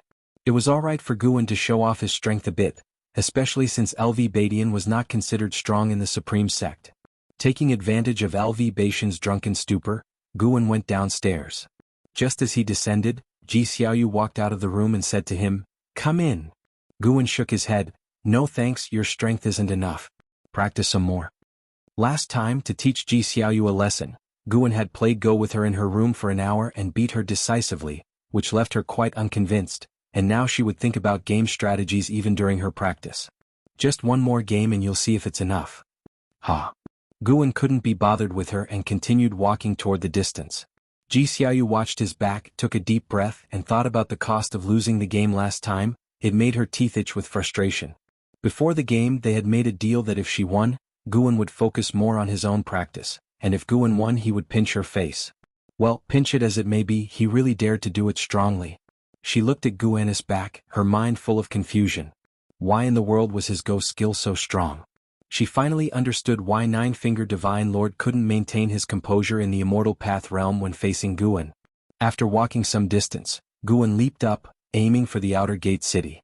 It had been ages since he last strolled in the city. Today he might as well reinforce the sword intent on the heavenly repair platform. Too many people had been comprehending his sword intent, causing it to continuously weaken. Recently even a divine immortal of wondrous dharma had come to study it. Time flies. In the blink of an eye, another decade passed. That day, in the deep sea hidden spirit palace, Guan lay on a chair on the open ground, holding the supreme secret records. The deep sea dragon carp was beside him practicing the heaven and earth primordial skill. This skill had been upgraded, but being too complex was in fact not beneficial, and his disciples were all practicing it. How could he allow the deep-sea dragon carp's treatment to exceed theirs? Even among his underlings Tian Yaoer was the most important. The deep-sea dragon carp opened its eyes, flew next to Guan and asked cautiously, "Master, I think I can shapeshift, what do you think I should turn into?" Guan turned over, his back facing it and said, "Whatever you want." He didn't care if a male demon wanted to shapeshift, it didn't matter even if it didn't. The deep-sea dragon carp caught a glimpse of a picture on the supreme secret records, pondered for a while, then turned and left. 2 ancient hours later, Guan left. By the time he returned, it was already half a month later. Upon return he was taken aback. He saw a figure at the entrance of the hidden spirit palace. For a moment he thought he saw a naked creature from the demon shore. But this fellow was not a female demon. When the deep-sea dragon carp turned to look at Guan, its stunningly beautiful face flashed a captivating smile, its long hair reaching its waist, and its skin as white as snow, shimmeringly. He swayed his body as he walked towards Guan. Guan immediately threw a robe at him. "Put this on immediately." Guan really wanted to scold him. A male demon turning into a female form, what was this nonsense? Absolutely disgusting. The deep-sea dragon carp, hearing the dissatisfaction in his voice, hurriedly put on the robe, looking at Guan nervously like he had done something wrong, his exceptionally beautiful face filled with a look of grievance. Chapter 402 Future. After a bit of tossing and turning, Guan looked at the deep-sea dragon carp, robed in white, and still felt awkward about it. The deep-sea dragon carp had tied up its hair, giving off the impression of a woman disguised as a man, because since it had shapeshifted, it could not change its appearance again. It could only be like this. The more Guan looked at him, the more familiar he seemed. Wait, wasn't this the same woman that Guan had encountered in the Supreme Secret Records? Guan spoke up, "From now on, don't dress as a woman anymore. There's no need to please me that way, I don't like it." The deep-sea dragon carp quickly nodded, although internally he was puzzled. If Guan did not like it, why did he read such books? Seeing how wrong the creature looked, Guan began to instruct him on the practice of spells. Hearing that there were spells to practice, the deep-sea dragon carp immediately perked up, sweeping away his feelings of aggrievement and simultaneously gaining some insight. Although the shape-shifting of the deep-sea dragon carp was absurd, it didn't affect Guan's life. He already had 3 female demons, and no matter what form the deep-sea dragon carp took, it couldn't pique his interest. After spending half a day in the hidden spirit palace, Guan then went to the heavenly Phoenix Mountain, where he could harvest a batch of high-rank medicinal herbs from the outer world cave, which should grant him tens of millions of years to his lifespan. There was no distinction between day and night in the outer world cave. After harvesting the herbs, Guan began to instruct the 3 female Tian Yaoer on their cultivation. Years had passed, and Tian Yaoer's cultivation level had reached the 9th layer of the Mystic Heart realm, and she was soon to assault the Mahayana realm. Her talent was exceptional, and with the abundance of high-rank medicinal herbs shared by Guan, her progress in cultivation naturally soared. Tianqing and Tianbai were less gifted than her and had just broken through to the unification realm. Their pace of cultivation was already fast, at least faster than that of demons, whose cultivation was not as quick as that of cultivators of human race. The demons' advantage lay in their long lifespans, but under Guan's care, the 3 demons' cultivation speed was comparable to that of top human prodigies. After sparring for an ancient hour, the 3 demons were depleted of their demonic power. Their demonic power was considered abundant within their respective realms, but facing Guan they had to go all out. Watching them exhausted, lying on the ground, drenched in sweat, Guan hovered midair, pointing out their weaknesses. After a while, the 3 demons gathered around him, inquiring about the outside world. They still vividly remembered the recent attack by the immortal lord during the Mid-Autumn Festival. His booming voice and imposing pressure. They were curious about the types of changes unfolding in the outside world. The immortal dynasty and holy court are fighting fiercely. Not long ago, I heard that an immortal spirit effortlessly moved an entire sea area with one hand, with billions of creatures at his mercy. He fought against the great cultivator of the holy court with the ocean in his grasp. It was earth-shattering. Guin casually picked an event to recount, listening intently as the three demons did. What he spoke of were actual events. As time passed, casualties of the immortal dynasty and holy court escalated, deepening the hate between them. If this continued, a battle that would sweep across the great heaven and earth was inevitable.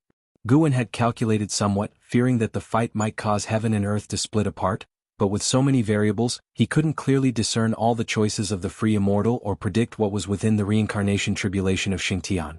For the time being, it was impossible to see who would win or lose. Guin wasn't too worried though, as Taizong continent, where he resided, hadn't suffered much from the disturbances. For him that was enough.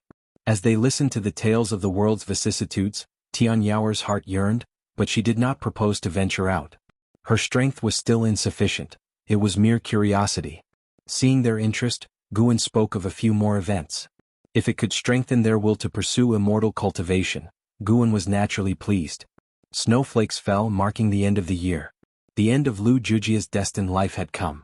Guin and Lu Jujia sat at the edge of a cliff, overlooking Mystic Valley.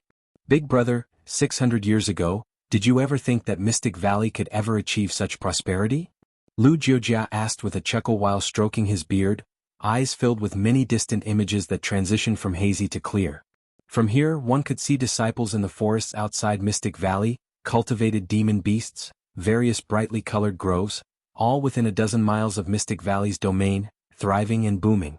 Guin replied, actually, I feel there isn't much difference between now and the past because some people are still here, precisely you're still here.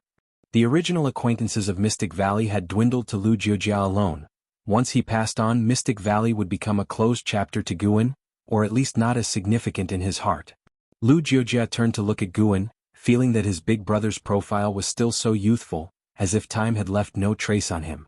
Big brother, do you remember Suhan? Lu Jujia suddenly asked. Guin glanced at him replying, how could I forget? Until now, no other disciple has taken a more crooked path than him. Mentioning Suhan stirred even more emotions in Guin. As the brothers talked about Suhan, Guin began to recognize the Suhan described by Lu Jujia. The snow grew heavier and fog rose around Mystic Valley, gradually swallowing the sight of mortals. Lu Jujia's head sank lower and his voice weakened. Jiang Shi stood in front of the wooden railing in the precinct, his gaze fixed on Lu Jujia atop the cliff, eyes brimming with reluctance. Last night, Lu Jujia had already talked with him. He knew that today Lu Jujia was going to depart. Though they called each other martial brothers in Medicine Valley, in Jiang Shi's heart, Lu Jujia was like his second father. The pain in Jiang Shi's heart was overwhelming as his hands clenched the wooden railing tightly. And Xingtian emerged from the forest and was about to greet Jiang Shi when he caught the expression on Jiang's face, so Xingtian followed his gaze. Seeing the figures of Lu Jujia and Guin, and Xingtian fell silent. He was quite fond of Lu Jujia as well, who had taken good care of him over the years. The thought of Lu Jujia's impending death weighed heavily on him. He even thought of his own father and grandfather. A somber and oppressive atmosphere permeated Mystic Valley.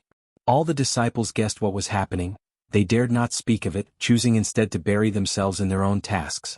As dusk approached, Guin carried Lu Jujia down the mountain on his back, with the disciples gathering around in silence, watching Guin. Then, Guin began to bury Lu Jujia as all the disciples in the valley stood vigil. After the tombstone was erected, the disciples together bowed in homage to Lu Jujia. Under the veil of night, the accumulated snow on Guin's attic suddenly slid off, crushing a wild herb by the staircase. 40 years later, the beginning of summer. In the outer gate city, the 700-year-old Guin was at an inn, drinking with Wu Ju, who was 702.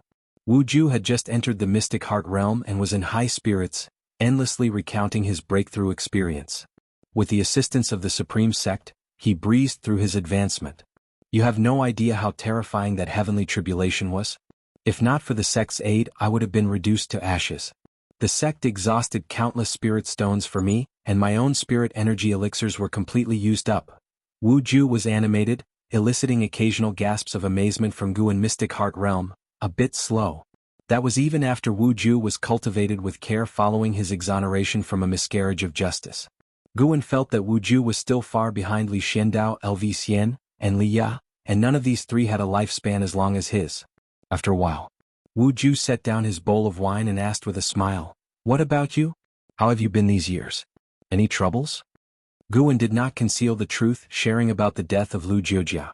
Since that event he spent less and less time in Mystic Valley. Yilan and Jin Qin were out making their own way in the world. For him, Mystic Valley was filled with juniors.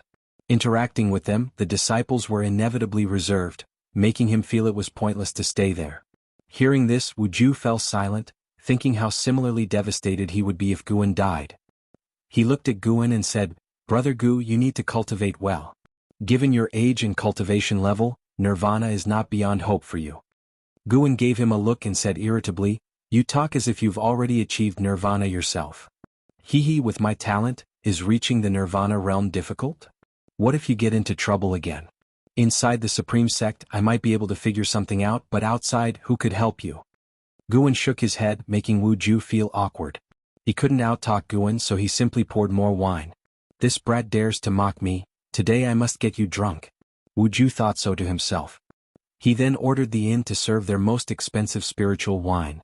2 hours later, Guan settled the drunken Wu Ju into a guest room and then descended the stairs himself, mounting the blood prison Great Saint and continuing his stroll.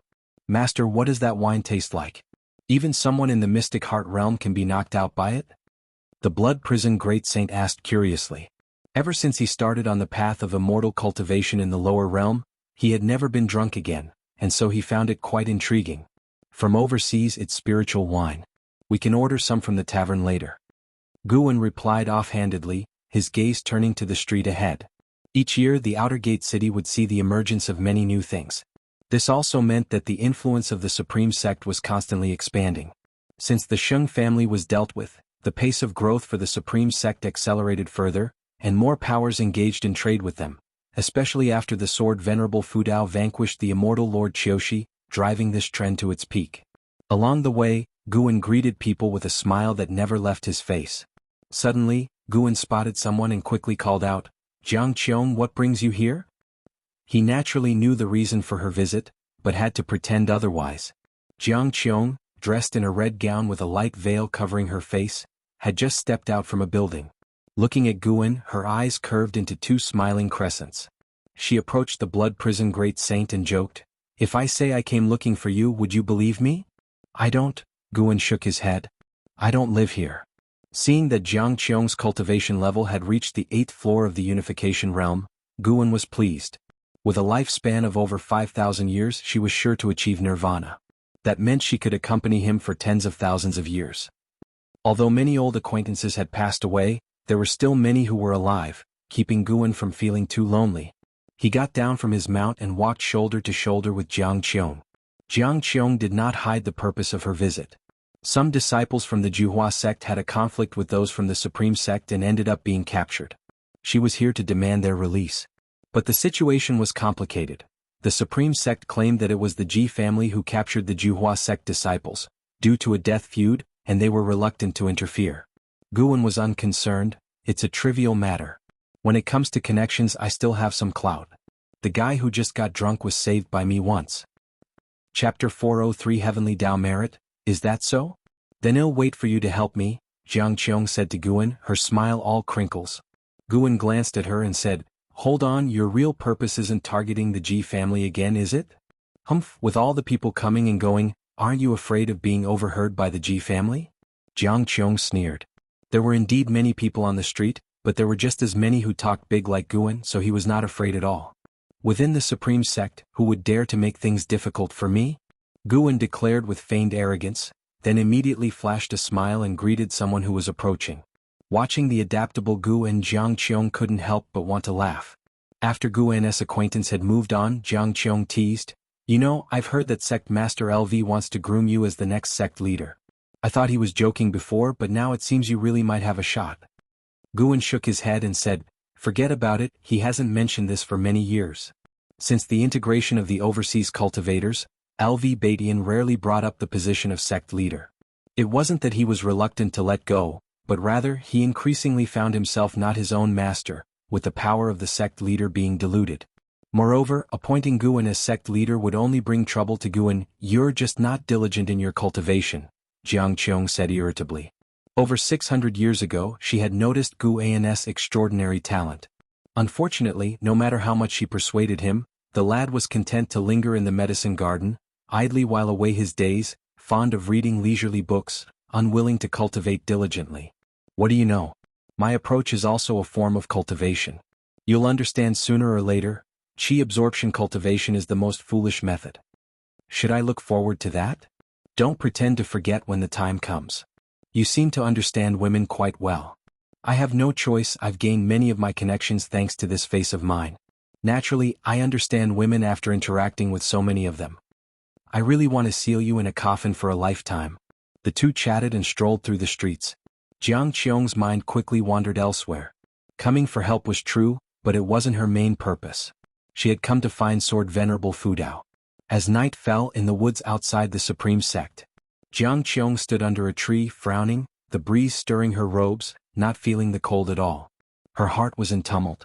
Centuries ago, when Sword Venerable Fudao had endowed her with the authority over the Ghost Mother of Ephemera, she used it to establish the Juhua sect, rising from a helpless, solitary figure to a formidable force in the immortal cultivation world. Without Sword Venerable Fudao she wouldn't have achieved what she had today. How could she not be nervous in front of Sword Venerable Fudao? Her greatest concern was not knowing what Sword Venerable Fudao really wanted in helping her. Born into a demon sect, she didn't believe in absolute perfection.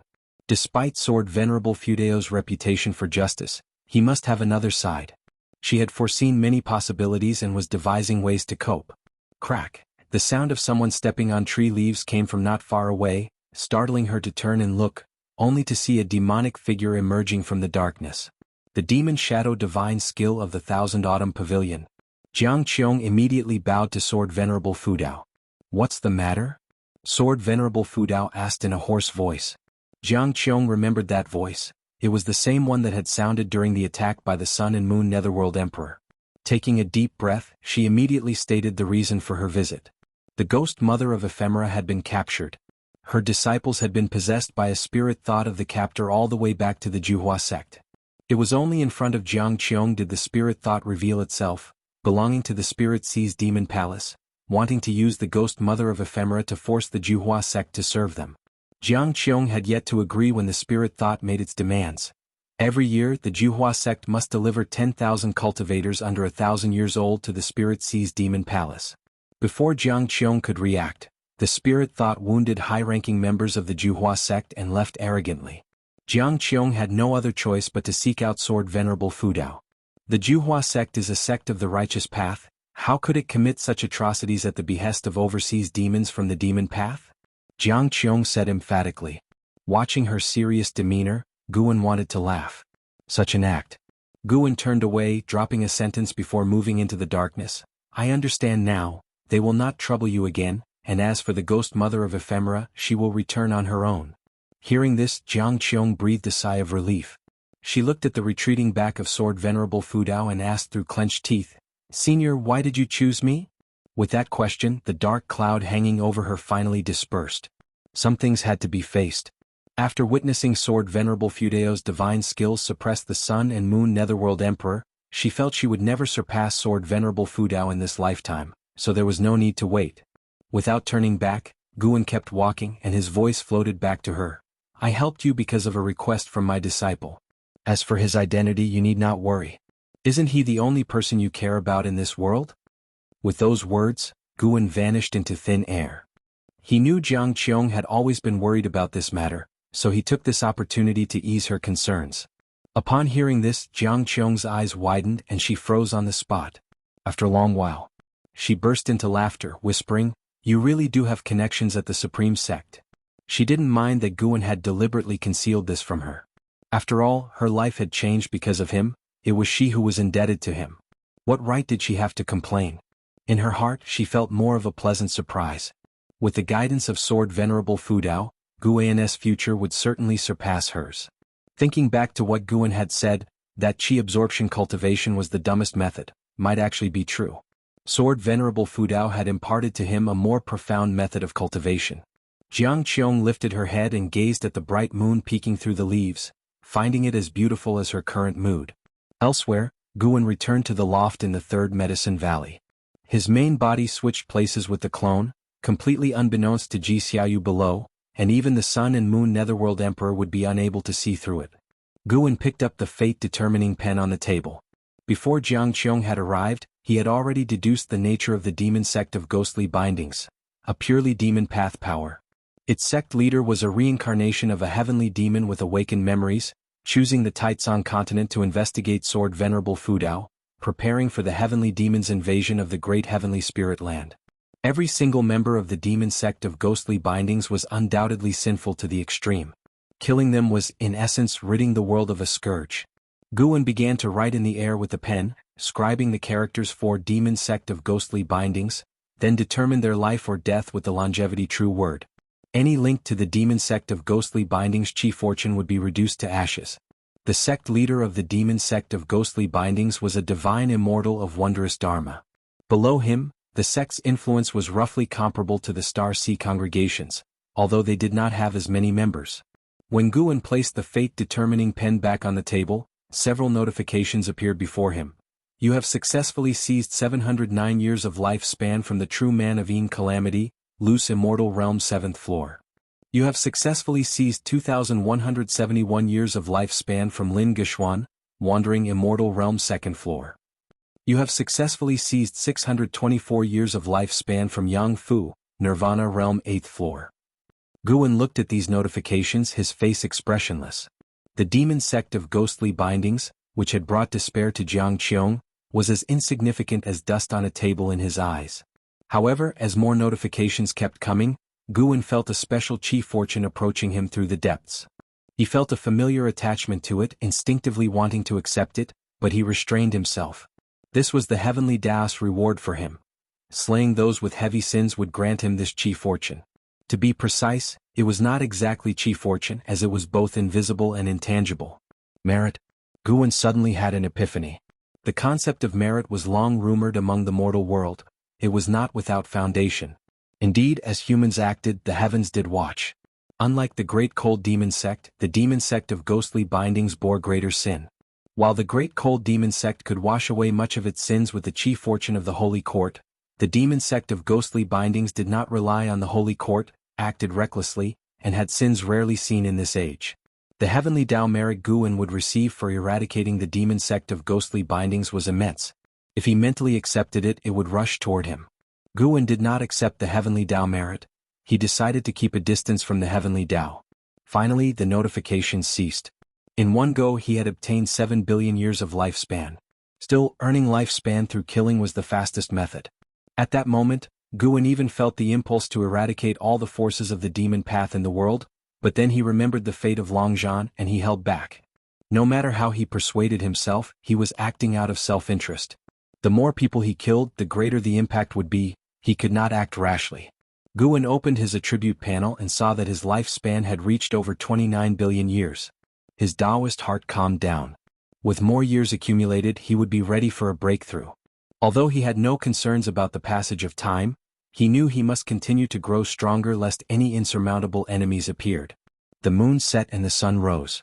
At noon the next day, Ji Xiaoyu came to find Guan. The Juhua sect disciples have been released, Ji Xiaoyu said, looking intently at Guan. Guan put down the book in his hands and looked up with a smile. Thank you. What is your relationship with the Juhua sect leader? She asked. Hearing her query, Guan did not conceal the truth and roughly explained the process of his acquaintance with Jiang Qiong. She offered me considerable help in the early stages of my immortal cultivation. Without her guidance, I wouldn't have achieved what I have today, Guan said earnestly. What else? Ji Xiaoyu inquired. Guan asked in surprise, what do you mean by what else? What else do you want to know? Ji Xiaoyu was about to speak, but then her expression shifted and she said, never mind, I have my destiny in this life and cannot obtain longevity. The fact that you have so many women who treat you well means that even if I return to my original self, I would have lived a content life this time around. You speak as if you're a different person. You are you and the soul doesn't change. You have no need to worry, Guan said, trying to comfort her. Ji Xiaoyu shook her head. You don't understand this feeling. With that she turned and left. Watching her go, Guan couldn't help but think of her previous incarnation as the third Mississippi. He suddenly felt some regret. Perhaps it was from experiences in his youth, but he held complex feelings for the third Miss, gratitude and perhaps affection as well. Maybe Ji Xiaoyu was right? At least in this life she seemed like a different person compared to the third Mississippi. In that case he had yet to see the third Miss for the last time. Perhaps at the end of her life, the third Miss never even thought of him. Guan shook his head and chastised himself for being sentimental. He picked up the Green Hero travelogue and began to cultivate his mind. It was Xian Tiany's free-spirited literary style that influenced Guan, helping him dispel the meaningless sorrows in his heart multiple times. Those who were gone had passed away, it was important to cherish those who were alive. Life must go on. Such were Guan's thoughts as he soon became engrossed in a story of an isolated island. Chapter 404, The Descent of a Deity. In preparing to leave now, thank you for making a move, said Jiang Qiong to Guan, speaking earnestly outside of Mystic Valley. Not far from them in the nearby woods, several Juhua sect disciples were resting and healing, awaiting Jiang Qiong. Guan waved his hand. If you wish to thank someone, thank Ji Xiaoyu. Jiang Qiong knew of Ji Xiaoyu, and she also understood that this Ji Xiaoyu was not the Ji Xiaoyu she knew. She did not dwell on Ji Xiaoyu but instead, pondering on the words of Sword Venerable Fudao, asked softly, "Why do you help me so much from behind the scenes and yet always choose to remain patient and silent?" Guan understood what she was referring to. He blinked and said, "What would it change if I said anything? To make you more grateful? That would be so dull. You should just focus on growing the Juhua sect. Life's journey is long. I hope that thousands of years from now we can still share drinks and converse cheerfully." Upon hearing this, Jiang Qiong smiled and said, "Then you better live for thousands of years." "I'll try my best." After hearing Guan's words, Jiang Qiong smiled, then turned and left. As Guan watched her leave, he felt none of the sadness one might feel when parting with someone from the past because he knew he and Jiang Qiong would meet many more times, and to him the Juhua sect was not far away. Some distances are not measured by steps, but rather by the rolling mortal world pushing the wheel of fate. Even though some people will continue to live, there will come a moment when Guan might feel this parting is a final farewell. After Jiang Qiong and the others flew away on their swords, Guan couldn't help but stretch lazily. I still have to face the new life ahead. Just 700 years old and already feeling melancholic. What will I do when I'm 1,000,000, 10,000,000, or even 100,000,000 years old? Guan thought to himself with a smile on his face. Birth, aging, sickness and death cannot be stopped, so why cling to them? Cherishing a lifetime of fate is enough. Guan turned and walked back into Mystic Valley, his thoughts turning to Xiaochuan. How has the rascal not reincarnated yet? With others, Guan might only desire a lifetime's fate, but with Xiaochuan he was much greedier. 5 years later. Inside a courtyard of the Juhua sect, Jiang Qiong sat opposite the Ghost Mother of Ephemera. After listening to the Ghost Mother's words, Jiang Qiong wore a strange expression and asked, "Are you sure it was 5 years ago?" "Yes, it was a very quiet night. No one came looking for me until dawn, so I went out to look around, only to find that all the people from the Demon Disciple Palace were dead. A very peculiar death with no signs of battle, as if their souls had been extracted. Not a single demon disciple was left alive throughout the whole palace, but we who were imprisoned all survived," the Ghost Mother of Ephemera recalled, her face unable to hide the fear. Jiang Qiong was inwardly shocked. She knew Sword Venerable Fudao was powerful, but the Ghost Mother's description was still frightening. Taking a deep breath, Jiang Qiong revealed that she had asked for Sword Venerable Fudao's help. Upon hearing this, the Ghost Mother actually relaxed and revealed an ecstatic expression. "Allying with Sword Venerable Fudao is the best decision I've made in my life." Jiang Qiong looked at her and thought silently, "You will regret it." By seeking Sword Venerable Fudao's help, she considered herself having repaid the help that the Ghost Mother had provided over the years. However, the Ghost Mother was hated by Zhen Qin. Given the relationship, Zhen Qin could be considered a grand disciple of Sword Venerable Fudao. By any measure, the Ghost Mother would sooner or later face her death. It was also obvious that Sword Venerable Fudao didn't care much for the Ghost Mother. The destruction of the Demon Disciple Palace is an opportunity for us. I found many good things there which can help the Juhua sect to soar. The Ghost Mother of Ephemera suddenly said excitedly. Jiang Qiong's eyes shone, and the two began to discuss taking over the soul-binding Demon Palace. In the Holy Court, on a glittering golden hall, the Holy Minister sat on his throne, listening to the reports from the ministers in the hall. Behind him, The imperial seat of Shengtan emitted a faint golden glow, as if a figure was sitting upon it. Currently, our control over the world is shrinking, and there have even been consecutive occurrences of sects and dynasties being wiped out within our controlled territory without any trace of the true culprits, an old man said with a voice full of age. The holy minister spoke, "In these extraordinary times, there is no need to expend energy investigating. The holy court's goal is the immortal dynasty. Once the immortal dynasty is destroyed, regaining control over the world will be as easy as flipping one's hand. It's just the right time to let all living beings feel the darkness of the years without the holy court's protection. Having held power for too long, those who were born in times of peace do not know the terrors of the dark years." His words received approval from many in the hall, as the Yuanshu ancestor had blessed all living beings and even opened up reincarnation, resulting in the immortal dynasty having a better reputation. This could be glimpsed from the difference in the growth of their respective chi fortunes. The hearts of all living beings were leaning towards the immortal dynasty. A man clad in battle armor stepped forward and said, "The urgent matter at hand is to cultivate a free immortal. Holy Minister, gather the strength of the entire court to boost your cultivation level." As soon as these words were spoken, many echoed in agreement, even beseeching the Holy Minister. The Holy Minister was already at the 9th layer of the divine thought true immortal realm, just one step away from becoming a free immortal. "Why must it be the Holy Minister and not the Holy God?" someone questioned, casting the great hall into silence. The Holy Minister glanced at him, not in anger but instead inquired, "Does anyone else have a differing opinion?" The cultivators of the Holy Court within the hall exchanged glances, but no one else made a sound.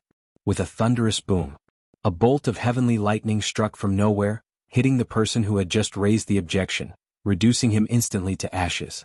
The Holy Minister stood up and declared, "Since you all wish for me to attain the status of a free immortal, let us then prepare the plan. I will amass the chi fortune of the Holy Court to verify the path of the free immortal. Let the citizens of the Holy Court witness my process of tribulation crossing, to broaden their horizons." Many in the hall wore ugly expressions. Even if they feared the Holy Minister's power and dared not object, how could they not be angry in their hearts at the sight of the Holy Minister executing a court official at will? In the end, led by someone taking the initiative, everyone began to thank the Holy Minister on behalf of the citizens of the Holy Court. The Holy Minister looked up, and the vision of a starry sky emerged above him. "That fellow should be returning soon. When he comes back, that will be my opportunity for a breakthrough," the Holy Minister murmured to himself. Elsewhere, in the mystic valley of the Supreme Sect, Guan read a book in the forest while an Xan sat nearby practicing her martial arts, glancing towards an Xingtian not far away, practicing with his sword, while Jiang Shi watched him closely. "Why choose to practice with a sword? It doesn't seem impressive enough," mused an Xan, her gaze following to Guan. Guan turned a page and said, "Everyone makes their own choices, let him be." "Master, what weapon suits me?" she asked. "Are you not practicing the sword?" "I feel the sword doesn't suit me. I like magic artifacts like the brush in your hand, they're more novel." "Then you should think about it yourself, don't ask me." Guan replied dismissively, then stood up and tucked the green hero travelogue into his chest. An Xan followed him to her feet, her voice filled with grievance. "How could I possibly come up with one? I follow your guidance in my training, help me think of something." Guan did not respond but looked up instead. The sky was a brilliant blue, and a streak of white light flashed across rapidly, disappearing in an instant. "Another has arrived, it seems things will get even more chaotic," Guan thought to himself. That streak of white light just now was unmistakably a free immortal. Chapter 405, Zhu Zai's Prudence, Immortal World Deity. "Master, what are you looking at?" An Xan curiously asked as she too looked up, but there was nothing in the sky. She would not believe that Guan was just looking at nothing. He must have seen something. Guan withdrew his gaze and said with a light smile, "Another formidable fellow has descended to the mortal world." "How formidable?" "So formidable that not even the heavens can stop him." Listening to his words, an Xan contemplated in silence. Guan then looked at An Xingtian. Perhaps it was because there were too many peerless talents around him that An Shengxian's talent seemed mediocre in his eyes. However, it didn't matter. Guan had taken him in merely wanting to give him a hand, not expecting anything in return. The younger generations had their own lives to live, he was there to provide help, where they chose to go was not his concern. Guan shifted his attention and walked towards the valley, and Xan hurriedly followed. Jiang Shi turned his head, feeling anxious. He knew that Guan was the sword venerable Fudao, who had a disciple that was a legend of the supreme sect. It was clear that Xingtian was far behind in Hao, and Jiang Shi, having heard of Hao's deeds, knew how astonishing Hao's speed was. And Hao had that incredible speed because Guan had personally guided him, which was not a treatment Xingtian received. Guan had watched Xingtian practice many times, merely observing, which made Jiang Shi anxious. Without solid fundamentals, the gap with those peerless talents would only grow wider. "Master, how is my knife technique?" And Xingtian suddenly turned his head and asked Jiang Shi, his voice excited. Jiang Shi answered in a perfunctory manner, "You still need to practice more." Having said that, he left with a sweep of his sleeve. And Xingtian was puzzled. Why did it seem like his master was in a bad mood? On the other hand, Guan took an Xan to Mortal World Peak, where he taught her cultivation. Guan spared no effort in nurturing an Xan. She was, after all, his treasured disciple. He truly planned to train an Xan to surpass Hao and Yang Jian. At present, Anzin's talent was indeed far from those two, but Guan had resources and could impart teachings, so there was hope to bridge the gap in talent. And Hao and Yang Jian did not have the guidance of the Taoist hidden immortal. 2 ancient hours later, Guan was walking down the mountain trail while an Xan stayed on the peak. As Mortal World Peak changed its criteria for accepting disciples, there were now many below the Nirvana realm. Along the way, Guan encountered disciples greeting him, and he would nod his head with a smile. Unlike the ever-changing Supreme Sect, Dingtian Peak hadn't changed much. Even the flora along the path had stayed largely the same for many years. After a long time, Guan reached the base of Dingtian Peak, where there were more and more disciples and the noise grew louder. Here, no disciples recognized Guan, so no one greeted him. Guan made his way to a medicine garden. He turned his head and saw a woman sprinkling spirit water in the garden. It was Zhu Shi with the Tai Chu swallowing yuan body. Recently, Zhu Shi faced a predicament, having offended a disciple of Dingtian Peak, and had been suppressed here for nearly 10 years. In those 10 years, Zhu Shi had been very obedient, gradually making the disciple forget about her. While sprinkling water, Zhu Shi sensed something and looked up, then saw Guan watching her. She pretended to be flustered and timidly asked, "Senior, can I help you with anything?" Such an act. This individual seemed to be at the nascent soul stage 5th level, but in reality she had once consumed the spiritual power of a unification realm cultivator, even destroying their soul. The strength of the Tai Chu swallowing yuan body far exceeded all the physiques of the current age, not even Hao or Yang Jian could match her. Zhu Zai's strength could not be measured by the surface realm. In a sense, she and Guan were alike. She could consume spiritual power and mana, while Guan could take lifespan. "It's nothing, I just happened to pass by." "Why are you the only one in this medicine garden?" Guan asked with a chuckle, his demeanor gentle, easing Zhu Zai's nervousness. Zhu Shi replied, "The garden owner has gone to visit a Taoist friend and I don't know when he'll return. Once he's back I can leave." Guan beckoned Zhu Shi to come over. After hesitating for a moment, Zhu Shi still stepped out of the medicine garden and approached Guan. Stopping about 5 steps away, she asked anxiously, "Senior, is there something specific you need me to do?" Guan raised his right hand, pinched his fingers, and 5 secret books appeared in his hands, fanning out to reveal their titles. "Meeting by chance is fate. You caught my eye, pick one." Guan had calculated that if things continued this way, Zhu Shi would inevitably take a path hostile to Mortal World Peak. After all, he was the peak master of Dingtian Peak and should do something for Mortal World Peak. Besides, he was very much looking forward to Zhu Zai's future. Zhu Shi glanced at them, a strange look on her face. Heaven and Earth primordial skill, stepping path of ages step, Taoist gang primal energy primordial reincarnation skill, universe in the palm. They all seemed impressive but unreliable. Since when were peerless secret books inscribed on paper? Immortal cultivation sects used jade scrolls read by divine sense. Guan was not in a hurry, leaving the choice to her. If she did not fancy any, then so be it. Guan didn't have to resort to this method to resolve potential resentment. If Zhu Shi dared to cause trouble in Dingtian Peak, he could suppress her with a flip of his hand. Could the Tai Chu swallowing yuan body consume the immense mana of a great cultivator who cultivates the mixed yuan refining void physique? Zhu Shi, though skeptical, had a second thought. Choosing a book wouldn't be a loss, and what if the person became furious if she declined? Having cultivated for many years, Zhu Shi had encountered various troubles and had experience in dealing with them.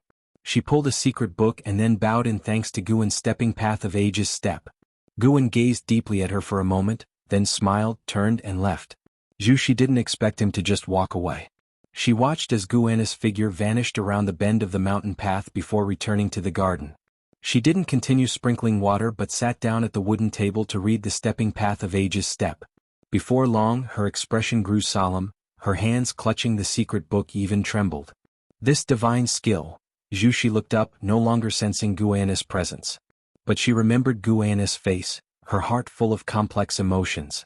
After reading the secret book, she confirmed the divine skill was authentic and extremely powerful, and that he had not deceived her, which made her wildly speculate. Why had he taken a liking to her? It certainly wasn't because she was easy on the eyes. Could he have seen through to her physique? She might not understand the origin of her physique, but she knew that once news of it spread, she would become everyone's enemy. No. She must leave mortal world peak. This thought cemented in Zhu Zai's mind with resolve. Days later. Third Medicine Valley inside an attic. Guan was chatting with Shenzhen, his divine sense locked onto Zhu. He hadn't anticipated his well-intentioned action would scare Zhu away, which made him even more curious about her. She was too cautious, eerily reminiscent of his own self. He wasn't upset. On the contrary, he looked forward to Zhu Zai's future even more, considering her disposition made her more likely to survive. I dream less frequently now. Do you think I've lost my talent? Shenzhen said, worried. Her consciousness had dwelled in dreams while Demon Shore possessed her body, so she was utterly unaware of its existence, let alone its death. Guan laughed. The way you used to dream was already extraordinary, akin to path enlightenment. You can't be expecting that to happen all the time. What you should do now is reflect on your past insights, consolidate your Taoist heart. Sooner or later there'll be a next time. Do you know of Wuju? He began telling her about Wuju's experiences with path enlightenment, omitting the part about lifespan limits, but Wuju indeed had multiple bouts of enlightenment. Shenzhen had not expected Wuju to have such a background, which explained his sudden rise. Now that I think about it, why does everyone associated with you seem to encounter all sorts of fortunes? Shenzhen suddenly asked. Guan raised an eyebrow. Could it be my doing? Shouldn't you be kneeling and thanking me? Shenzhen rolled her eyes in response. How could that be? You wish. I just think it's a bit coincidental. Maybe there's something common among us. Perhaps it's Chi Fortune. There was a great cultivator who came to the Supreme Sect to teach. I listened to his lecture about Chi Fortune. Guan had not attended the lecture because the speaker was just a loose immortal. Now hearing Shenzhen, he listened attentively. A person with great fortune of energy movement would always turn danger into safety and break through limits, and they also seem to attract each other. Given this explanation, it indeed seemed reasonable to attribute it to Chi Fortune. After chatting with Guan, Shenzhen's worries dissipated. She felt that Guan was right. There was no need for overthinking. The gains she had already made were plenty. As long as she maintained equanimity, she would eventually find enlightenment through music, chess, calligraphy, and painting. I am a mortal world immortal. All beings speak my name with devout faith and shall receive the protection of my divine power. A loud and authoritative voice rang out, startling the entire world and interrupting Shenzhen's speech. Shenzhen, struck with astonishment, said, I coined the name Mortal World Immortal when I was writing and even came up with a scenario. After I drew it, the picture somehow disappeared. Guan immediately knew it had been destroyed by Demon Shore, fearing it would alarm the Mortal World Immortal. This Mortal World Immortal was also of the 9th level in the Free Immortal realm. He lacked the Chi Fortune of the Holy Court but was entangled in intricate karma with it. His arrival was likely at the Holy Court's behest. Should I redraw it for you? Shenzhen offered, standing to grab pen and paper. Wait, with him now descended to the mortal world, you dare to draw?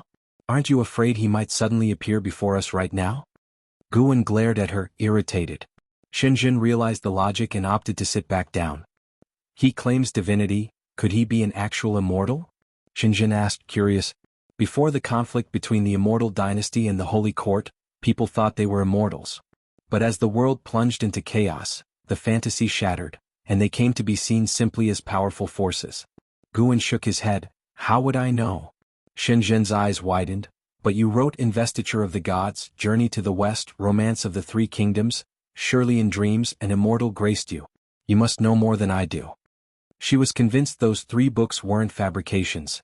They must represent some part of immortal history. Not just her, many people believed the same, which is why Panin was still remembered. Chapter 406. Lifespan Samsara, the proclamation of the mortal world God startled all living beings under heaven, but the reaction within the supreme sect was minor. This kind of proclamation had occurred several times before, and given that the Taitsong continent hadn't been impacted by the chaos that plagued the greater world, the majority of cultivators who heard the mortal world god's words were merely curious and did not believe. The beings of Taitsong continent had their own faith, and that was in Sword Venerable Fudao. Could the mortal world god possibly be as formidable as Sword Venerable Fudao? Shenzhen also expressed such sentiment, looking down on the mortal world god. I've drawn him and I've drawn the divine skills of Sword Venerable Fudao, and I truly feel that Sword Venerable Fudao is stronger, Shenzhen earnestly said. Guan helplessly said, regardless, the fact that he can shout to the whole world means his cultivation level is beyond our imagination. We should discuss this less. Shenzhen glared at Guan and said, look at how timid you are, what's there to be afraid of? Would he dare to come to Sword Venerable Fudao's territory? Sword Venerable Fudao only protects all living beings, he doesn't intervene in personal grievances. That depends on the cultivation level of the visitor. With an existence like the mortal world god, it's impossible that he came for just any individual. Sword Venerable Fudao certainly won't give him the chance.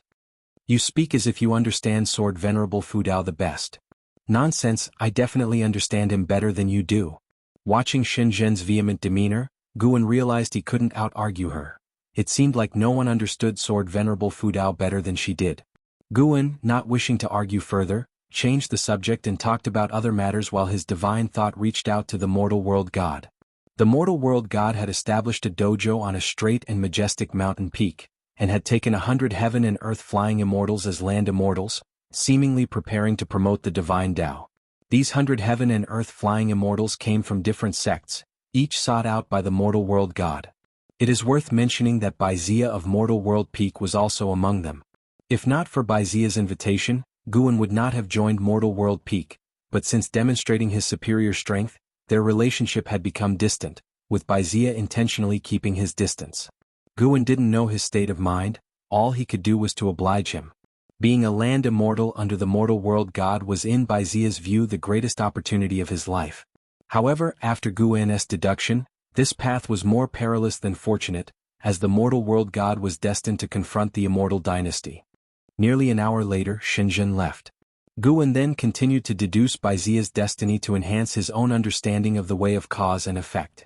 Although the mortal world god's proclamation had no impact on the Taitsong continent, it sparked wild thoughts among the beings overseas, especially those who suffered greatly, who clung to it as if it were a life-saving straw, knelt to worship the heavens, and prayed for the mortal world god's divine protection. In the years that followed, the divine Tao of the mortal world god grew rapidly, and Guan could see his chi fortune soaring. Once the mortal world god's chi fortune reached a point where he could contend with the immortal dynasty, he would launch his attack. Time flowed gently and 20 years swiftly passed. North Sea Mountain. Guan, donning a mask, casually sat on the eaves with his legs crossed. He pulled up his attribute panel to have a look.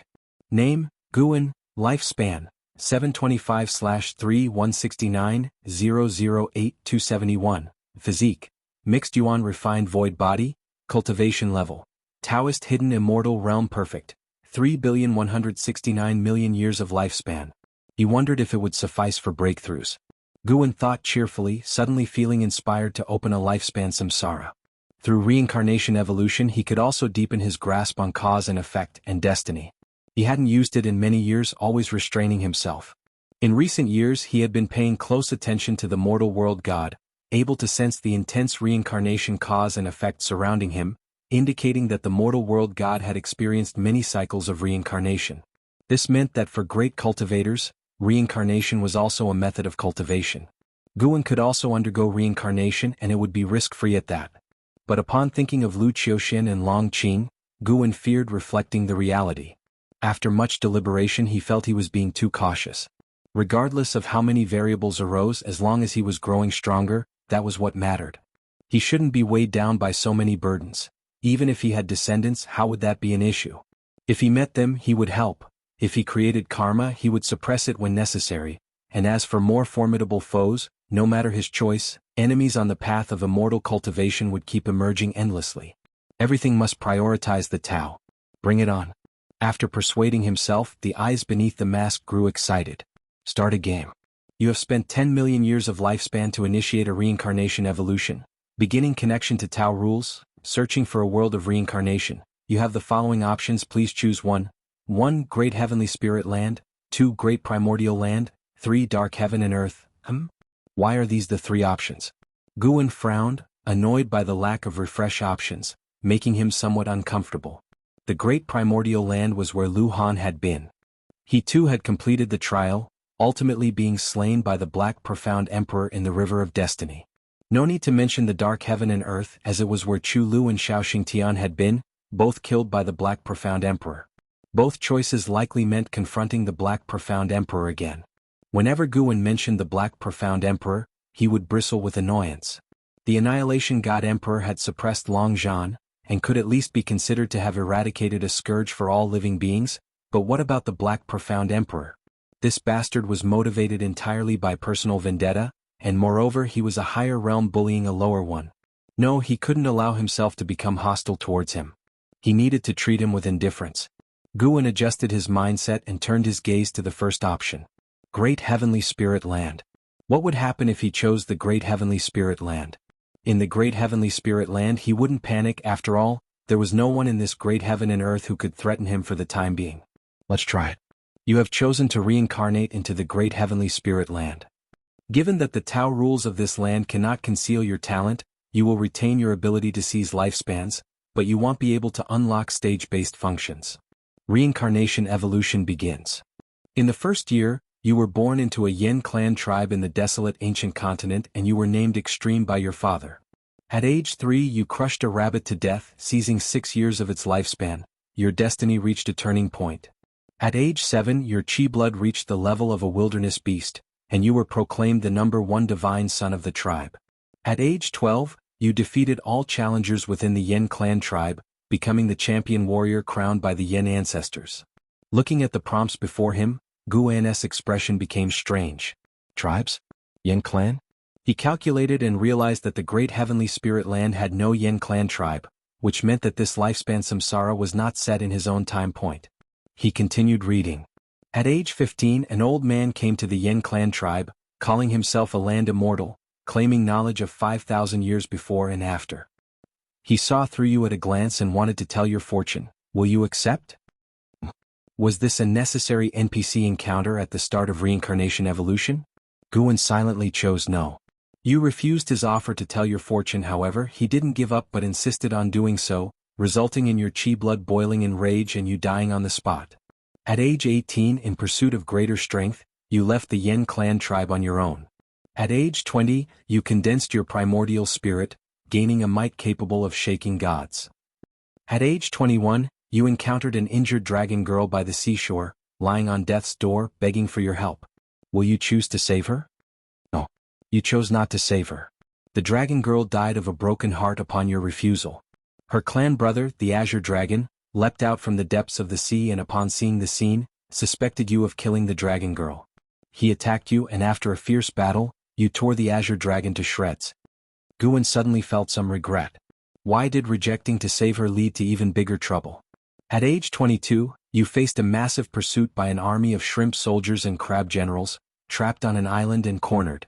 Using your lifespan evolution ability, you enhanced your path of physical cultivation, and after days of fighting, you broke through the encirclement and condensed your mystic heart. Mystic heart realm at 22 years old? Just how many creatures had this person killed? Guan couldn't see the specifics of each year, but judging by Extreme's growth rate, his killer instinct must have been tremendous. In the years that followed, Extreme was constantly haunted by the Dragon Palace from where the Dragon Girl had come. He battled ferociously, slaying dragons and demons, with astonishing progress each year that left Guan both thrilled and terrified. Strength can be brittle. It wasn't until he was 40 that Guan finally saw a chance to make a choice. At age 40, having stepped into the immortal path, you stormed into the astonishing Dragon Palace and slaughtered widely. Carrying the severed head of the Dragon Crown Prince, you confronted the grievously wounded Dragon King who knelt before you begging for mercy. Will you choose to spare the Dragon King? To have come this far, it was natural to eliminate the roots as well. Moreover, the long-standing grudge between Extreme and the Dragon Palace wasn't his fault. How could he be blamed when the palace insisted on holding Extreme responsible for the Dragon Girl's death, leading to an ever-growing hatred? Guan chose no. You executed the Dragon King and started to cultivate and heal in the Dragon Palace. At age 50, you learned the strongest legacy of the Dragon Palace, the dragon's divine heaven-reaching record. At age 51, you arrived at the Fallen Star continent and made the acquaintance of a cultivator, who invited you to join Mortal World Peak. Do you choose to join Mortal World Peak? Finally, something familiar. Guin immediately chose to join. You joined Mortal World Peak, astonishing the high ranks of Mortal World Peak in the assessment, and the Peak Master sought to take you as a disciple. Do you choose to accept? Accept. You became a disciple of Bai Chi Dao, the Taoist Lord of Mortal World Peak, and started to focus on your cultivation. At age 60, Bai Chi Dao took you to a grand conference of all sects, representing Mortal World Peak in combat, constantly slaying powerful enemies, alarming various sects with your killer instinct. At age 61, you won first place in the grand conference and were conferred the title of Heaven-Killing Extreme Star by the Immortals. At age 62, you left Mortal World Peak on your own to temper yourself. Upon setting out to sea, you were ambushed and annihilated the enemy. At age 63, you stormed the Chi Si Cliffs, captured the mastermind behind the ambush, but the Chi Si Cliffs threatened you. If you dared to kill that person, they would be at endless war with you. Will you choose to stay your hand? The ruthless heaven-killing extreme star seemed even more powerful than Long Zhan. The key was that his aggression was not unrestrained but targeted at his enemies. Guin felt that even if he stayed his hand, Chi Si Cliffs wouldn't let him go. What did endless war matter? Had it been any other situation, he might have capitulated, but Extreme had stormed the Chi Si Cliffs instead of sneaking in, suggesting he was capable of fighting his way out. No. Ignoring the threats of Chi Si Cliffs, you crushed that person into a mist of blood. Chi Si Cliffs launched an onslaught against you. You didn't flee but chose to fight. After a bloody battle, you broke the morale of Chi Si Cliffs, with no one daring to challenge you again. You left the remains of the Chi Si Cliffs under the fearful gazes of its cultivators. Chapter 407. Battling Through Life, Dominating the Ancient and Modern Times. How fierce! Guin admired the extreme performance he witnessed. He couldn't help but say that the manipulation of lifespan samsara had been pushed to the limit. Accumulate lifespan crazily, evolve crazily, and even evolve during battles, truly like a madman. Moreover, no matter the choices this person made, as long as anyone dared to make a move on him, he would show no mercy. Guin looked forward to seeing more of Extreme, just unsure if Extreme had existed in the past or was from the future. At the age of 65, your understanding of the divine skill's heavenly record has deepened, and your soul has transformed. At the age of 67, you broke into the cave of an ancient immortal, endured many hardships, and seized the inheritance of the ancient holy court. You have obtained the heavenly Tao inheritance and can claim the heavenly Tao destiny. Do you choose to accept it? Ancient holy court?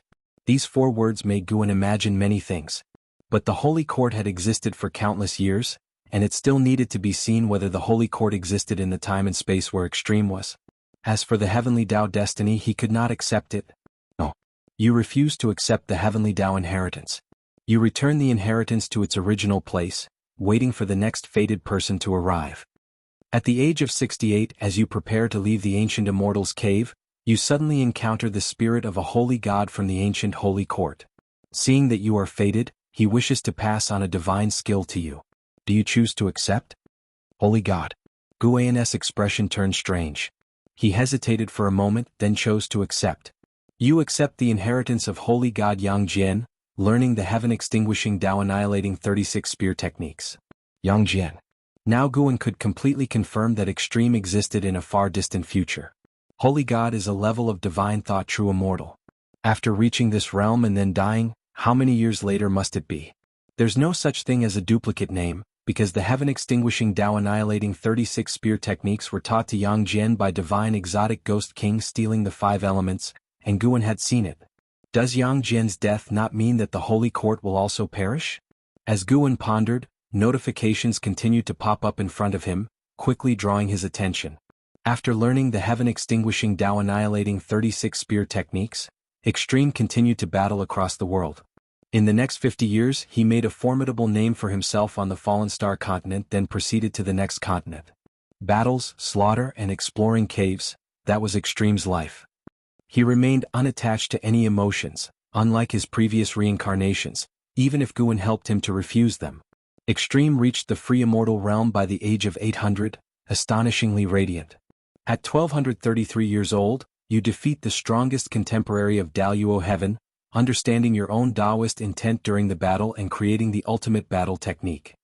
At 1150 years old, you declare yourself the extreme saint, ancient and brilliant, and you begin closed-door cultivation. At 1200 years old, you step into the river of time, journeying to the past seeking rivals. At 1300 years old, you arrive in the post-ancient period and begin a new campaign. Journeying to the past? Guan felt odd inside. The subsequent experiences were still battles. Each time Guan had a choice, it was either threats or pleas from enemies asking Extreme for forgiveness.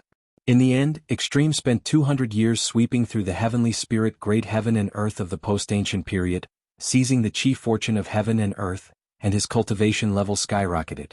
However, he did not surpass the 9 heavens of immortal path as he used his lifespan evolution to enhance his cultivation techniques and divine skills. Then he stepped into the river of time again, heading for a more distant past. The Middle Ages. Unparalleled and capturing the chief fortune of heaven and earth again. Continue through time. The Taoist period, still waging wars across the universe. During the Wilderness Ancient Period and the Ancient Period, Extreme maintained absolute dominance, killing his way into the most remote eras. He came to the Taichu period. At 3236 years old, you encounter the senior disciple of the Taizong sword sect. You initiate a battle, defeat your opponent decisively and choose not to kill him, letting him go. At 3237 years old, the sect master of the Taizong sword sect descends, wishing to test his strength against you. Ultimately, he cannot withstand a punch from you, and the sect master of the Taizong sword sect meets a crushing defeat. At 3238 years old, a river formed from concentrated sword chi descends from the sky, blocking your path. An ancient founder of the Taizong sword sect appears. His sword intent shakes the heavenly spirit great heaven and earth, and you engage in a monumental battle. Ultimately, you scatter his sword intent using the ultimate battle technique, and as the battle takes a tragic turn and he is on the brink of death, you feel an unusual hesitation in your heart. Do you choose to save him? Taizong sword sect. The words Taizong also made Guan's heart waver. After a moment's thought, he decided to save him. You choose to save the founder of the Taizong sword sect, Liya, sacrificing your own true yuan to successfully save Liya. After gaining a hint of battle intent from your ultimate battle technique, Liya inquires about your name as you bid him farewell, to which you reveal only the name Extreme. What a story. Liya. No wonder Guan and Extreme hesitated. According to the prompts, Liya was already at the cultivation level of a free immortal. How many years later must that be? This cycle of lifespan projection has gone too far. Wait, would he perhaps slaughter his way to the era I'm in? Guan felt uneasy at the thought. His conquest continued, and within the primordial period he met numerous free immortals including Li Xiandao and Blood Prison Great Saint, all of whom he defeated. Li Xiandao even tried to win him over, offering his daughter in marriage, but his offer was rejected. Along this journey the girl of heavenly pride also confessed her true feelings to him. Unfortunately, Guan had to refuse for him. Let him be a pure warrior and cultivator. At the age of 3,700 years, you defeated the most powerful LV of the era and seized the chief fortune of heaven and earth, elevating your ultimate battle technique to a new realm. At the age of 3,800 years, you returned to the river of time, where you were attacked by a mysterious entity, severely injured and flung back to your era. Mysterious entity? Guan's heart tightened. Although he had caught up with Lu Han, to have died at just over 3,000 years old seemed far too regrettable. The following prompts were all about recovery. He hid on a deserted island to heal, a process that took a millennium. Guan felt that his lifespan must be immense, but couldn't understand why he refused the 9 heavens of immortal path. Perhaps, although he appeared strong, he was actually cautious at heart, only undertaking actions he was certain of.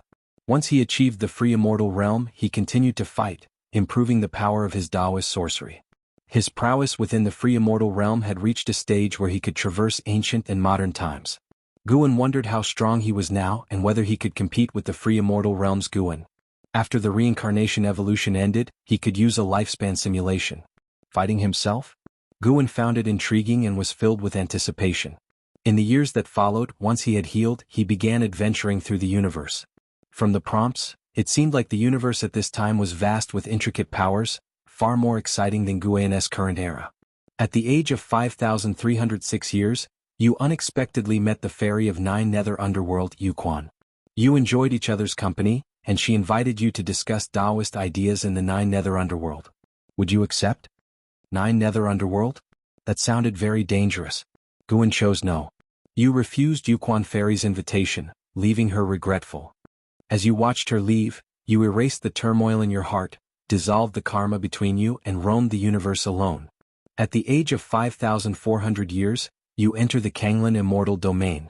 You are attacked by a heavenly demon, slaying millions of them and earning the enmity of their entire race, but also the admiration of all beings in the Kanglan immortal domain. At the age of 5,402 years, you are titled the Immortal Domain War God by the Domain Master of the Kanglan Immortal Domain. At the age of 5,413 years, you enter an ancient forbidden land within the Kanglan Immortal Domain, where you are attacked by the spirits of the battle court. You annihilate all the spirits in the forbidden land, and you arrive at the Kanglan Immortal King's Dao Palace. At the age of 5,414 years, you comprehend the Kanglan Immortal Technique, triggering the Heavenly Dao Immortal Position Examination.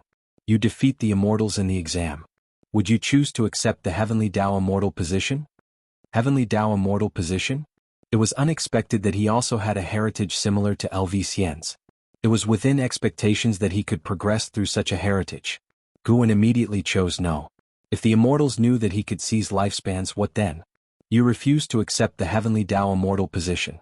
The Immortals are furious, claiming you have offended the Heavenly Might. Within 100 years they will definitely capture you. Absurd. Guan suddenly felt fortunate that he had not accepted the heritage examination before. If he had tried it, big trouble would have surely come his way. At the age of 5,480 years, you evolve through lifespan and condense a Tao fruit, becoming a Taoist hidden immortal. At the age of 5,485 years, a group of immortals descended into the universe, starting to hunt you down. You fought tens of thousands of immortals alone and struggled to cope. At the age of 5,486 years, you arrive at the edge of the universe and encounter the heavenly spirit god guarding the boundary gate. You are annihilated by a single strike of his axe. You have died and your path has extinguished. Reincarnation ends. As the last prompt fell, Guan vanished from the porch and moved to a deserted island on the ocean, swiftly activating a lifespan barrier. He sat in meditation, beginning to absorb the life memories of Ji. Although Ji had only lived for just over 5,000 years, his experiences were in no way inferior to those of Lu Han or Long Zhan, and perhaps even more splendid. Through Ji's eyes, Guan saw the environment where the Yen clan tribe lived, with a broader heaven and earth and more abundant spiritual energy. The rabbits Ji killed in his childhood were as large as small hills. From a young age, Ji, who had exhibited exceptional strength, was the treasure of his entire tribe, dearly loved by everyone. Before he left the Yen clan tribe, he had never suffered any hardships, with everything going smoothly for him as he hunted year-round, accumulating a substantial lifespan. Afterward, Guan saw the desperately endangered dragon girl, extraordinarily beautiful with a pitiable look. If it were him, he might not be able to resist helping in such a situation. Yet the dealings of the Dragon Palace were overbearing, and no matter what, conflicts might be unavoidable. Ji's grudges with the Dragon Palace lasted many years. Guan found that Ji was fighting almost every day, and with this speed his lifespan growth was definitely fast. He was immersed in Ji's memories. Through Ji's actions and words, he could feel that Ji was different from his other past lives. Ji had an inherent arrogance that emanated from his bones, directed only against strong opponents. When facing the weak he could show a gentle side. Guan also saw the spirit of Yang Jian. Although its disposition differed greatly from the Yang Jian Guan knew, it was indeed Yang Jian. And there was Li Ye. During the Taichu period, Li Ye, with his white hair and powerful presence, had almost reached the current Guan's Taizong sword intent. Chapter 408. Whose past life is stronger? Guan was immersed in the extreme memories, experiencing his heart-wrenching life. At the same time, Guan's understanding of the ultimate battle technique deepened. Although it was called a combat skill, it was actually the way of extremes. He combined all his cultivation techniques, divine skills, and spells into the ultimate battle technique, forming a combat system unique to himself. Through this memory, Guan could confirm that the Taichu period was immeasurably distant from the present, perhaps impossible to measure in millions or tens of millions of years. Taichu period, ancient times, Middle Ages, Taoist period. Each period was separated by countless years, and in the Taichu period one could still encounter Li Ya, Li Xiandao and Lv Xian, but in the later ancient times, their legends were no longer to be found. Yang Jian didn't even survive until the Taichu period. Guan thought of many things, but he didn't feel that the future was already set, nor did he worry about those friends who did not appear in the extremities of his life. Rather, he experienced the life of the extreme. In the same realm, the combat power of the extreme was incredibly fearsome. Apart from fighting, all his time was spent cultivating, and judging by the rapid strengthening of his ultimate battle technique, he had devoted most of his lifespan to it. After Guan inherited all the memories, he felt that the ultimate battle technique might be stronger than any method he currently possessed. Having reached the free immortal realm, he did not become arrogant but instead felt a strong unease, which was also why he chose to become stronger by battling through the River of Time. The River of Time was different from the River of Destiny. It allowed one to traverse the past and future. The reason for choosing the past was because the extreme felt that what was past had already gone, and he would not feel as much guilt when killing. In fact, the extreme did not kill indiscriminately and even admired some opponents. Because he let many enemies go, his lifespan was not as long as Guan had anticipated. Both were belligerent, but the extreme led a life without shame, never killing innocents or those without enmity, at most leaving them to their fate. Thinking about the extreme's battles, Guan felt that in terms of combat talent, the extreme was stronger. He could even say that he had never seen a stronger being than the extreme. If the extreme hadn't been hunted by immortals, his potential would be unimaginable. After entering the Tao Fruit realm, the extreme's combat talent was clearly stronger. None of the 10,000 immortals he faced was of a lower realm than him, and each possessed outstanding divine skills. Every one of them brought a sense of pressure that surpassed any opponent he had faced in his earlier life. Yet even so, the extreme was able to break out of the encirclement of 10,000 enemies who were of a higher realm than himself. As for the heavenly spirit god he faced last, that guy was indeed terrifyingly powerful, decidedly many levels above the extreme. Guan opened his eyes and instead of immediately returning to the North Sea mountain, he had another idea. He wanted to fight with the extreme. Even though the extreme was him, he just wanted to spar with another self. The aura of the extreme was too strong. Even in death before the heavenly spirit god, he had not felt fear or dread. Just do it. Guan's mind stirred. Simulating a battle with the extreme will consume 1 million years of lifespan. Do you wish to continue? Continue. Guan's eyes hardened, and his consciousness plunged into the simulation. Both were Taoist hidden immortals, but Guan was still in the perfect realm. Guan liked battling lower realms from a higher one, but that didn't mean he had no demands for his own combat strength. The battle lasted for several ancient hours until night fell. Guan opened his eyes, his brow furrowed. He had actually lost. He couldn't beat the extreme. The combat power of the extreme's ultimate battle technique was simply too strong. No matter what combat skill he used, the extreme could find a way to counter it in an extremely short time. Guan felt somewhat depressed. He had never tried so hard, yet he still lost. Losing to himself was not a big deal, but it still irked him. He had to look into the ultimate battle technique later. Guan stood up, looking towards the North Sea mountain, where he saw Sage Shen Miao cultivating and not rushed by his disappearance. Seeing this, he decided to return to the Supreme Sect first. He vanished on the spot. 30 minutes later, Guan sat in the attic of the Third Medicine Valley, reviewing the previous fight, repeatedly reassessing, and looking for ways to defeat the extreme. His mana was a bit stronger than the extreme's, but clearly, the extreme had invested far more lifespan into the ultimate battle technique than he had into Taoist sorcery. Moreover, the extreme's combat talent was truly exaggerated, the whole process filled with pressure and without any flaw. He sat from night until morning. Only when the sounds of disciples practicing came from outside the window did he finally wake up. He couldn't help but smile wryly. Was he really influenced by the extreme? Why did he care so much about winning and losing? Wasn't he pursuing the joy of high realms battling lower ones?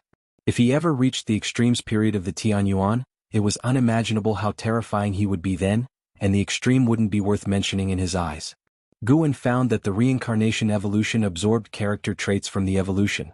Fortunately only the good ones, at least he had not inherited Longzhan's brutality. I have a goal now, Guan silently thought. He wanted to comprehend the ultimate battle technique, and he also thought of Longzhan's divine skill. Heavenly Dragon Reincarnation Dharma Aspect. This divine skill could condense the self of a past life to fight alongside oneself, perfectly fitting for lifespan samsara. Guan had realized that all his reincarnations were battle maniacs. The more numerous they became, the stronger the heavenly dragon reincarnation dharma aspect would grow. In a sense, the more times one reincarnated, the stronger the heavenly dragon reincarnation dharma aspect became. The dharma aspect conjured by the heavenly dragon reincarnation could retain the main Bodhi's battle will, but lacked independent thought, only capable of battle, not of serving as doubles. Imagining the future, Guan raised his hand as myriad past lives stood behind him. How spectacular was that vision! The divine skills created by Long Zhan, like the ultimate battle technique, had immeasurable potential. Guan took a deep breath and ceased to dwell on the comparison of strengths and weaknesses with the polar extreme. Even if he failed, so be it, then he would just continue to grow stronger. It was precisely the right time to temper pride and complacency. Guan stood up, then went downstairs ready to practice drills with his disciples. Just as he reached the bottom of the stairs, Ji Xiaoyu also came out, saying she wanted to join him in practice. He did not refuse. During the drill practice, Guan could feel Ji Xiaoyu observing him. After blending the polar extreme's life memories, there came about a certain change in Guan's demeanor, one he couldn't completely revert to as it was before merging those memories. He wasn't afraid of Ji Xiaoyu seeing through him. After all, if he simply refused to admit it, what could she do? After the practice was over, Ji Xiaoyu invited Guan to her room, and he did not refuse. Once inside, they sat down opposite each other at the table. Ji Xiaoyu stared at Guan, saying, "You've acquired some aura of reincarnation about you. Where did you go yesterday?" Guan replied, "Off to save the world." "Why do you ask? Can you see who I was in my past life?" A mere reincarnation path emperor, could he measure up to the polar extreme? Speaking of which, the polar extreme had once visited the yin-yang domain in later generations, sweeping through all the strong beings there, even compelling the yin-yang domain to erect an imperial stele in his honor. "I can't see through it. I suddenly suspect that you are just like me. We both may be reincarnations of some great power," Ji Xiaoyu said, her face unexpectedly breaking into a smile. Guan raised his eyebrows. "How could that be? I've not received memories of a past life. I haven't even dreamt anything." "That's because the karma of your reincarnation is still dormant, and your cultivation speed is too slow." Ji Xiaoyu laughed, but then suddenly remembered something and her brow furrowed again. If Guan was like her, didn't that mean their future was already destined? Both of them would eventually become just a memory for someone else, all their experiences belonging not to the ones who truly lived them but to their original selves. At that thought, Ji Xiaoyu looked at Guan with a different gleam in her eyes. At this moment she sensed the force of destiny. Was it fate that led her to meet Guan? Seeing her spirit somewhat dampened, Guan changed the subject. "So, who do you think was stronger in our past lives, you or me?" Ji Xiaoyu's soul was that of the reincarnation path emperor, and they were one and the same. Even Guan couldn't extricate her from the reincarnation path emperor's being. Without a soul and only having memories, she wouldn't be the real her. It was an unsolvable issue, only time could soothe the regret. "Of course I was stronger. Judging from the karma of reincarnation, the number of my reincarnations far exceeds yours, and for beings of that realm, the number of reincarnations indicates the height of their Tao level," Ji Xiaoyu stated as matter-of-factly, prompting Guan to want to laugh. The reincarnation path emperor hadn't even transcended the reincarnation tribulation. How could he be compared to Guan's past life? Let alone outmatching the polar extreme in Long Zhan, it seemed doubtful that the reincarnation path emperor could even defeat Lu Han.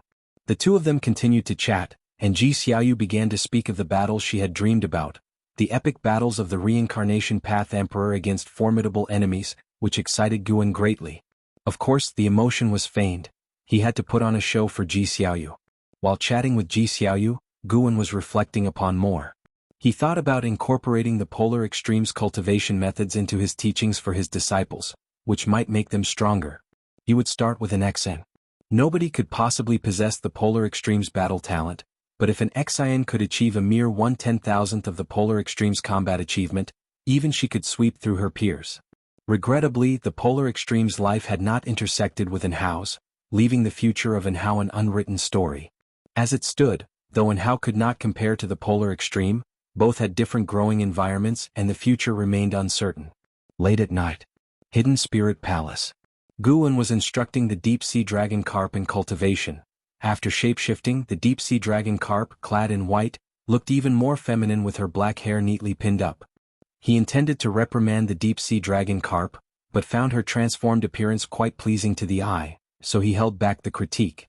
The deep-sea dragon carp, receiving direct guidance from Guan, was very joyful, speaking even more tenderly than an Xian and Yilan, sometimes drawing Guan's gaze to linger.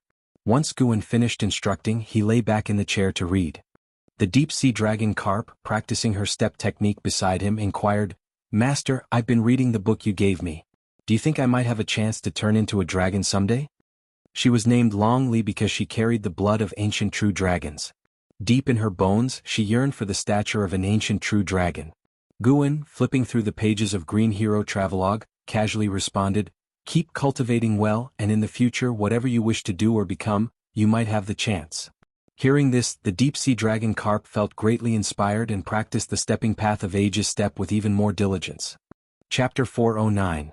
The darkest years above the vast ocean, clouds surged like a scene from an immortal realm, and a towering peak stood in the sea with immortal birds circling around. Atop the mountain shone a dazzling golden light from a gigantic golden mirror, spinning and sweeping beams of light in all directions.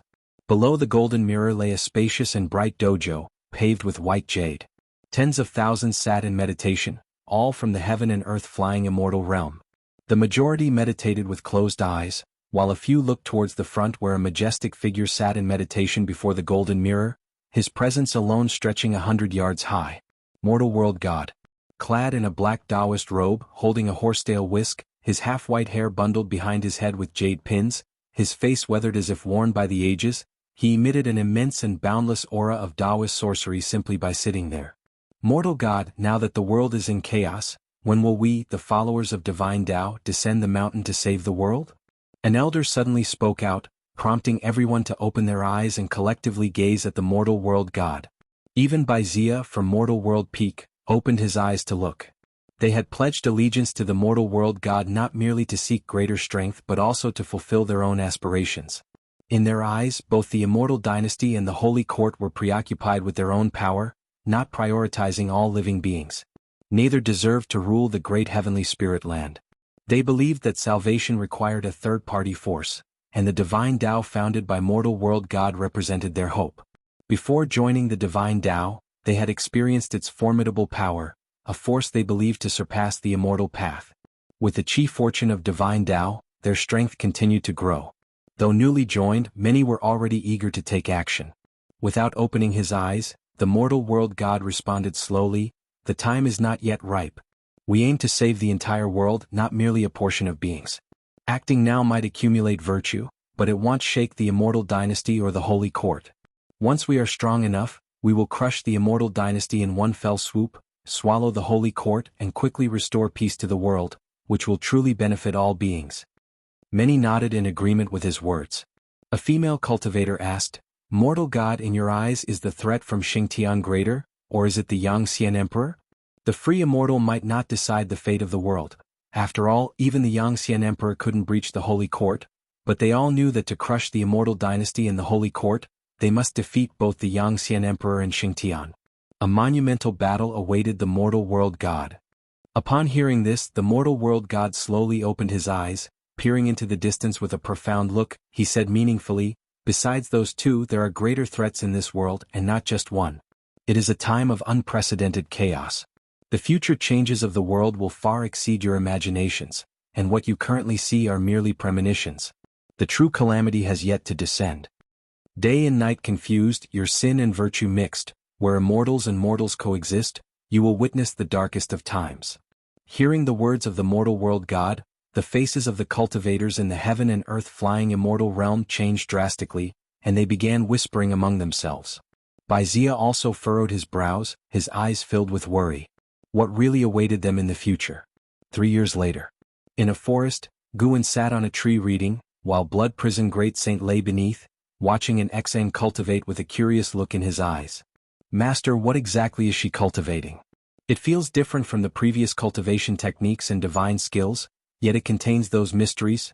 Blood Prison Great Saint couldn't help but look up and ask. Guan responded nonchalantly, "It is my Tao." Over the past 3 years, he had integrated the ultimate battle technique and infused his own enlightenment, which he was now beginning to teach to an Xian. However, even if the level of achievement in the ultimate battle technique was the same, the strength and combat style of Guan remained distinct. He had to admit that the original user was the most suited for the ultimate battle technique, With the same level of achievement, the original user could unleash greater power, which related to will and nature. Since the simulated battle 3 years ago, Guan hadn't simulated again, feeling that he was still not ready. It was good this way, having another version of himself as a target made life more expectant. Tao. Blood Prison Great Saint pondered thoughtfully. The forest quickly fell silent. Blood Prison Great Saint was momentarily dazed as he looked up and saw an XN had stopped. She was standing still, seemingly lost in thought. Master, Blood Prison Great Saint looked up and cautiously asked.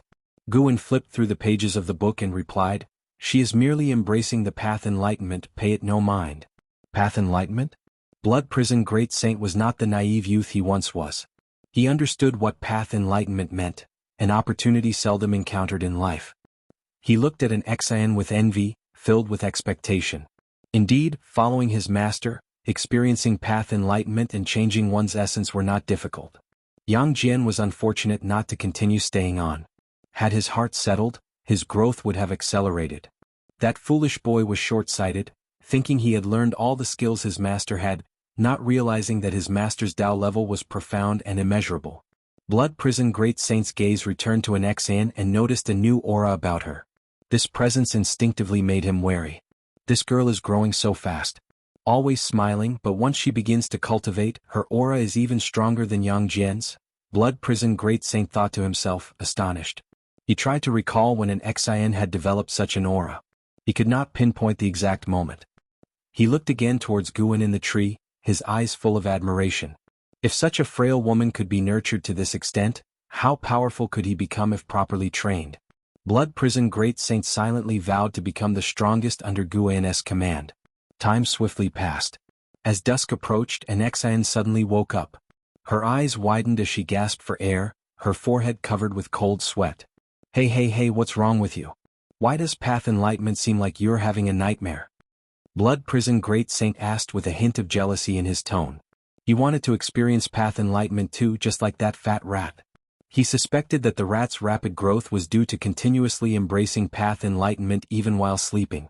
An XN managed to calm herself, then turned to look at Guan and said, "Master, I just saw a figure." No sooner had she spoken than she froze. The invincible figure in her mind overlaid with Guan sitting on the tree. What figure? Guan casually asked without looking at an XN. An XN smiled and said, "Nothing, Master. Thank you for your teachings. Master, what is this miracle skill? It's so powerful." Guan did not hide anything and replied, "This is the ultimate battle technique. You must not mention it to anyone, including Howard. Even if you use it, you must never reveal its name." Why? An XIN asked, puzzled. Blood Prison Great Saint was also curious. Guan, with an expressionless face staring at the book in his hands, said, "Because this technique originated in the future, a distant future." Upon hearing this, both an XIN and Blood Prison Great Saint froze, their thoughts wandering into an endless reverie. Chapter 410 Past Life Background in the Distant Future. An XN and Blood Prison Great Saint were deeply shocked by Guan's words. They harbored no doubts, only boundless longing. How advanced must Guan's Tao level be to obtain Taoist sorcery from the future? An XN let her imagination run wild for a moment before she couldn't help but ask, "Master, you can see the future, what is it like? How long into the future will I live?" Blood Prison Great Saint also looked toward Guan, eager to ask the same question. Who wouldn't be curious about their own future? Guan replied indifferently, "The future is not fixed. If you knew it, it would change." Upon hearing this, an XN was not satisfied and pressed on, "Then is our fate good or bad?" Guan glanced at her and said, "With me could it be bad?" A smile blossomed on Nzin's face as she began to flatter Guan. Blood Prison Great Saint was also excited, secretly admiring Guan's way of speaking. He thought it supremely domineering and decided he needed to learn it as well. Continue training, well, return later. Guan continued reading, giving instructions aloofly. Elated, an XIN turned around and began to reflect on her previous enlightenment. Although training with ultimate battle techniques had slightly extended Nzin's maximum lifespan, it was not substantial. The lifespans of an XIN Yilan and Jin Qin were all increasing slowly. Guan could only try to get them to reach the Nirvana realm as soon as possible for a chance at a breakthrough. Currently, they primarily relied on the primordial reincarnation skill and Guan's elixirs to extend their lives.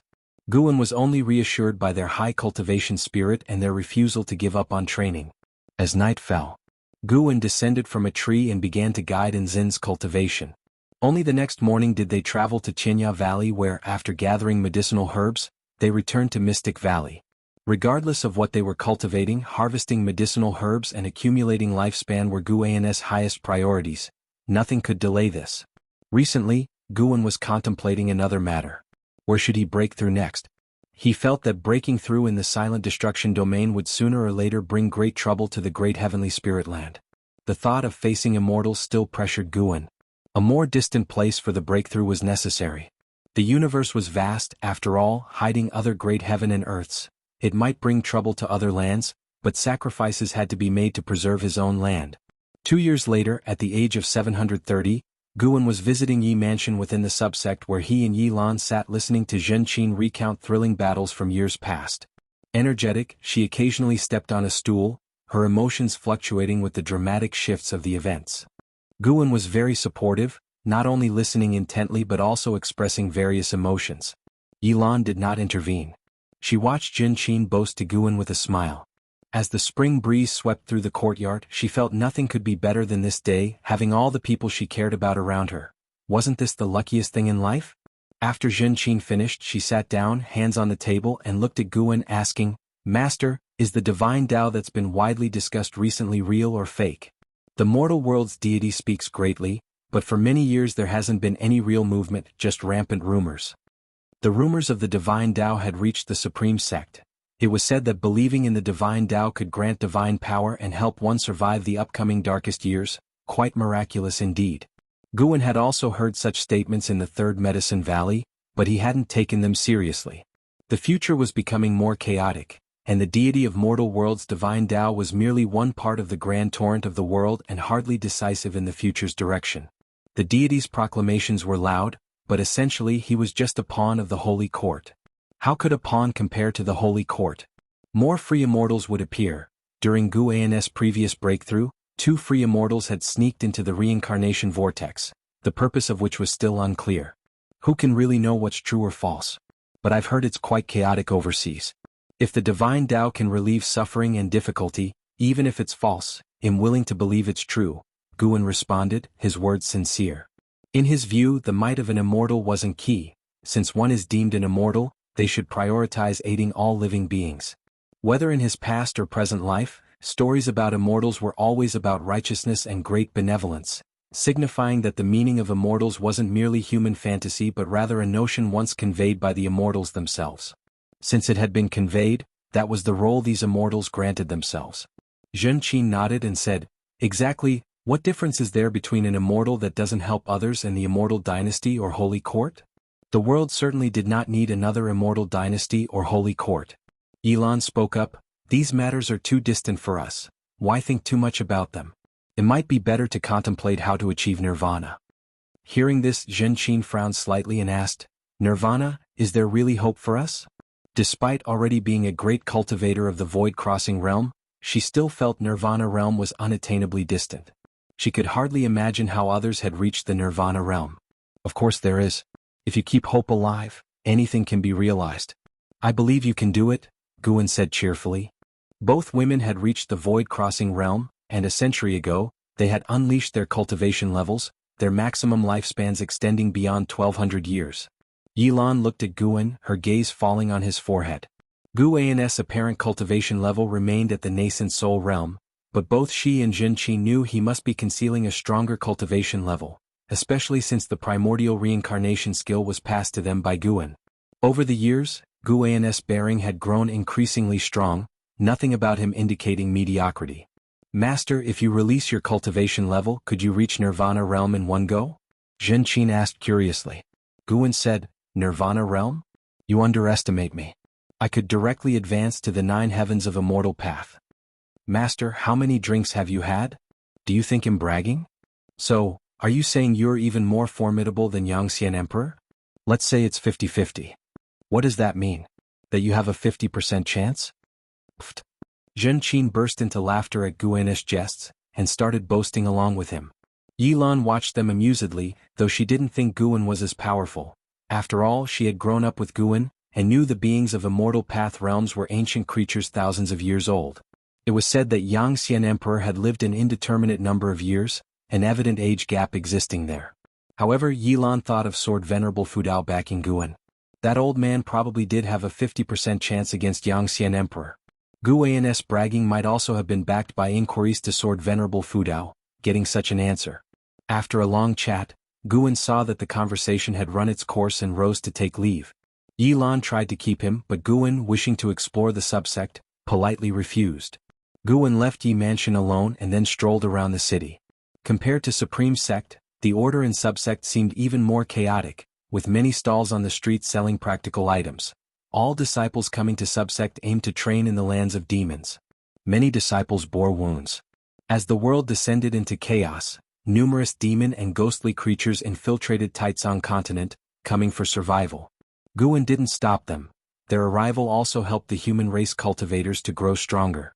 Of course, it was more dangerous, but ultimately, everything depended on individual strength. Great demon creatures brought not only competitiveness but also demon treasures, providing more resources for cultivators. The current Guan didn't hunt. Merely harvesting medicinal herbs sufficed to significantly increase his lifespan. As he walked, Guan saw someone. Zhang Shi. The entity bound by the causality of reincarnation, whose true self was a free immortal undergoing reincarnation tribulation. He was also well versed about reincarnation path emperor, clearly no ordinary figure. Guan even suspected he might be the reincarnation of Saint Heaven. Guan approached and stopped Zhang Shi, hesitantly saying, "Brother Zhang?" Zhang Shi recognized Guan too. He was deeply impressed with the Valley Master who invented Go.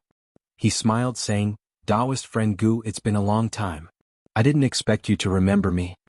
Seeing that his cultivation and lifespan hadn't changed much, Guan warmly said, "Indeed, it's been a while. How about we find a pavilion and have a chat?"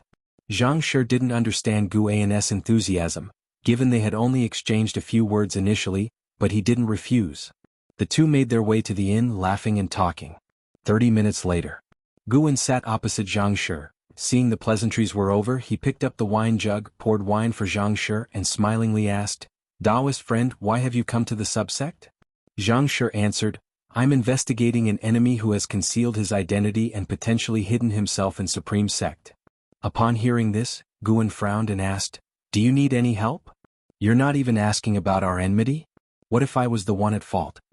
If that were the case, he wouldn't need to conceal his identity.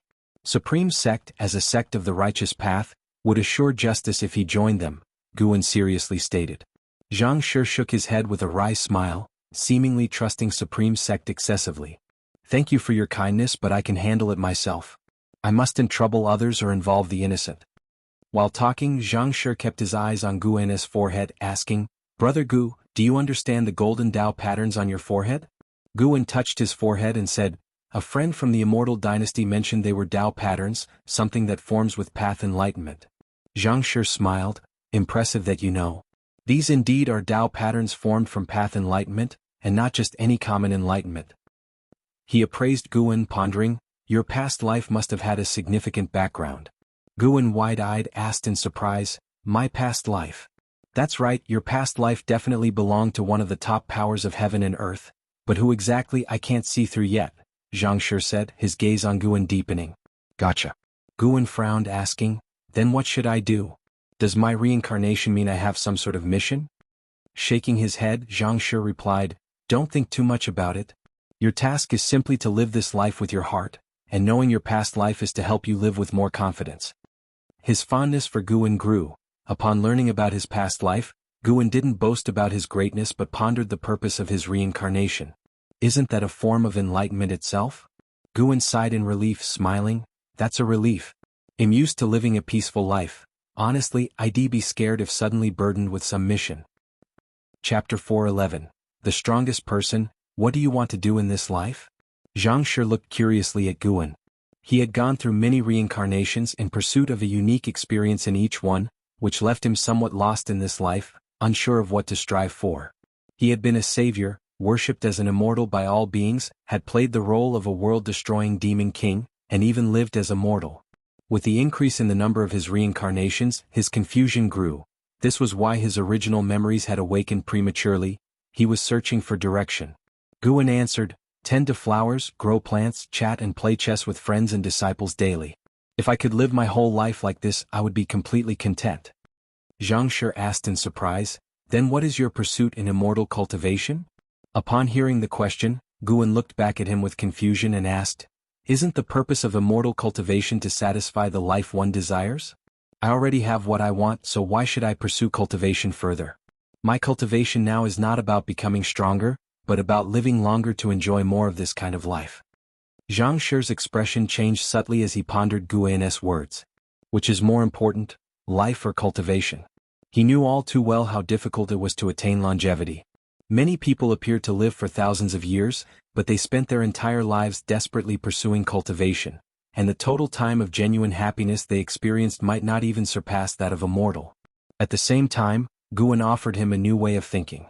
Reincarnation didn't necessarily require one to be a certain type of person. It could also be about experiencing life in different ways. Seeing Guan again, Zhang Shi felt that Guan possessed a transcendental quality, one that not even some free immortals had. This aura, combined with the philosophical impact of Guan's ideas, suddenly elevated Guan's image in Zhang Shi's heart. Zhang Shi's gaze towards Guan turned different, and he began to inquire about the joys in Guan's life. Guan didn't hide anything and talked on and on. The topics were all everyday matters, but when recounted by him, they carried an unusual significance. Even the bickering between the bull demon king and the white spirit rat brought laughter to Zhang Shi. In the ensuing conversation, it was mostly Guan speaking, and Zhang Shi listening intently. As Guan narrated, he also calculated Zhang Shi's karma. The more he interacted with Zhang Shi, the more he could deduce, allowing him to glimpse into Zhang Shi's past. He saw many scenes. Zhang Shi was unaware that Guan was deducing his fate. In fact, he was doing the same with Guan. After a while, when Guan finished speaking, Zhang Shi remarked, meaning can be found in the ordinary life. No, everything that exists has meaning, and cultivation's pursuit of Taoist sorcery and nature should indeed be about experiencing all aspects of the world. Guan seized the opportunity to ask, you know about my past life, does that mean you have one too? After all, both of them were nascent soul realm cultivators. Zhang Shi nodded, indeed, I also have a past life. A male cultivator at the neighboring table couldn't help but roll his eyes, winking at the female cultivator opposite him. Guan and Zhang Shi were bragging so impressively, it made everyone around increasingly curious to hear what else the two could boast about. Guan asked, why do we reincarnate? According to what you've said, we must be very strong. Did we get injured? No, quite the opposite. We reincarnated to challenge even higher realms. It's the reincarnation tribulation. In those cycles, one forges their Tao, and upon full realization, one can transcend the 9 heavens of immortal path, embarking on the true path of cultivation, Zhang Shi replied. He didn't lower his voice deliberately, nor did he fear others overhearing. Guan, intrigued, asked, how many times must one undergo the reincarnation tribulation? It varies from person to person. The reincarnation tribulation has no limit. I once met someone who was also undergoing it, but he seemed to have long surpassed the 9 heavens of immortal path. Zhang Shi said this with a vision of a figure appearing before his eyes, his gaze revealing fascination. After hearing this, Guan was interested. Could it be that even those in the Tao fruit realm must still endure the reincarnation tribulations? Zhang Shi continued, truthfully, the enemy I seek is also using the reincarnation tribulation to conceal his identity, probably to investigate Sword Venerable Fudao. At the mention of Sword Venerable Fudao, the surrounding disciples started to become restless. You can't be serious? That's way too audacious. Sword Venerable Fudao is not someone you can just call out. Ridiculous, do you truly believe you've reached the 9 heavens of immortal path? Haha, truly delusional. As the mockery from all around increased, Guan said with resignation, shall we change our location to talk? Zhang Shi nodded. Guan rose to pay the bill and then left the inn with Zhang Shi, but the laughter inside the inn continued for a long time.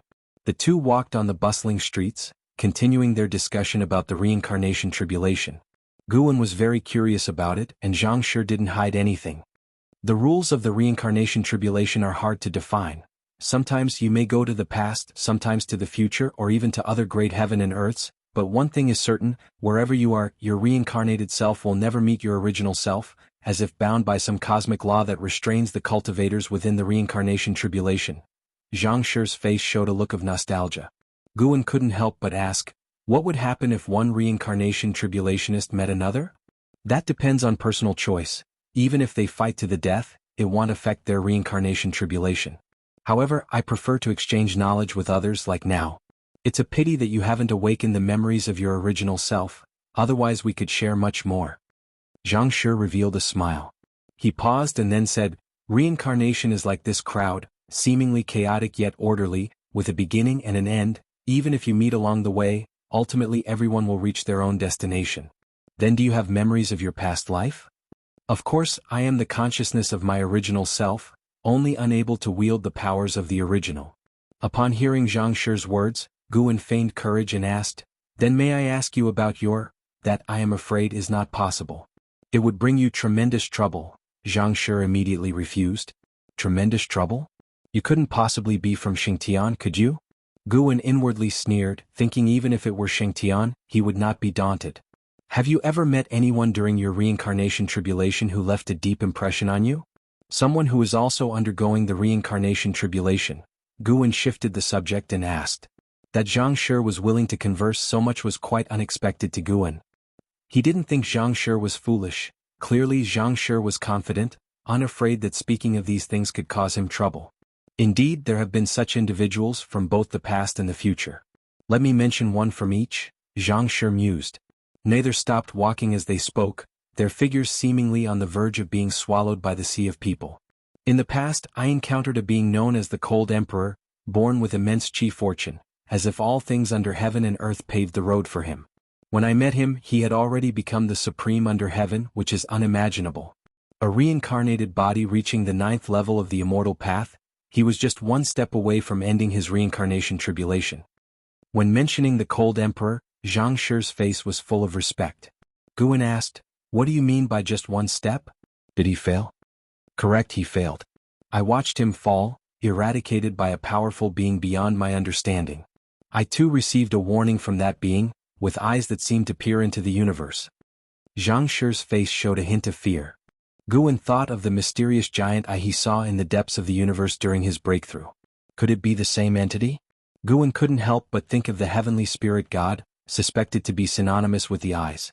At present, the heavenly spirit god is definitely the strongest being he knows of, residing at the edge of the universe, extremely formidable. During later reincarnation tribulations, I never saw that powerful being again. Perhaps it's because my reincarnated body wasn't strong enough. But in the future, I met another reincarnated body, even more unimaginable, because he actually managed to traverse the river of time within the reincarnation. He came from a far distant future. We are not from the same epoch, but somehow we met. His spirit is absolutely the strongest I've ever seen. This spirit has nothing to do with cultivation level. It is a kind of will, as if no existence could ever crush his fighting spirit. Zhang Shi looked intensely while Guan's expression became odd. Could it be Ji? Guan pondered carefully but couldn't recall if Ji had ever met Zhang Shi. Who knows what Zhang Shi from the past looked like? What was his name? Guan couldn't help but ask. Zhang Shi smiled and said, he has but one character to his name, Ji. He defeated all the strong throughout every epoch in the great heavenly spirit land, pursuing battle throughout his life. Embarrassingly, I never got to fight him. He didn't even know me. I just watched from a distance as he faced the world's mightiest, even against the entire world, and he still won. I will never forget that sight. If there is truly a strongest being, I believe he could become the strongest. With his capabilities and fighting spirit, he is certain to transcend the 9 heavens of the immortal path and challenge even higher realms. Just as expected, Ji. Guan secretly felt triumphant. Ji was himself, impressing Zhang Shi within the reincarnation, a rather satisfying notion. He pressed on asking, you have no idea about his ending? I don't. After single-handedly sweeping away all powerful beings, he broke through the void and continued his journey. But as of now, his journey has not reached our epoch. Perhaps his original self was born in the future, so I am quite looking forward to meeting him later and having a fair and square decisive battle, Zhang Shi said, clenching his fists with a gleam of fighting intent in his eyes, a stark contrast to his usual refined self. Guan really wanted to say you wouldn't stand a chance. Just then, a voice came from ahead. Aren't you afraid of being backlashed by the reincarnation for revealing its secrets? Guan looked over to see a monk approaching, his appearance handsome and dressed in a simple monk's robe. His gaze was sharp as knives, focusing intently on Zhang Shi.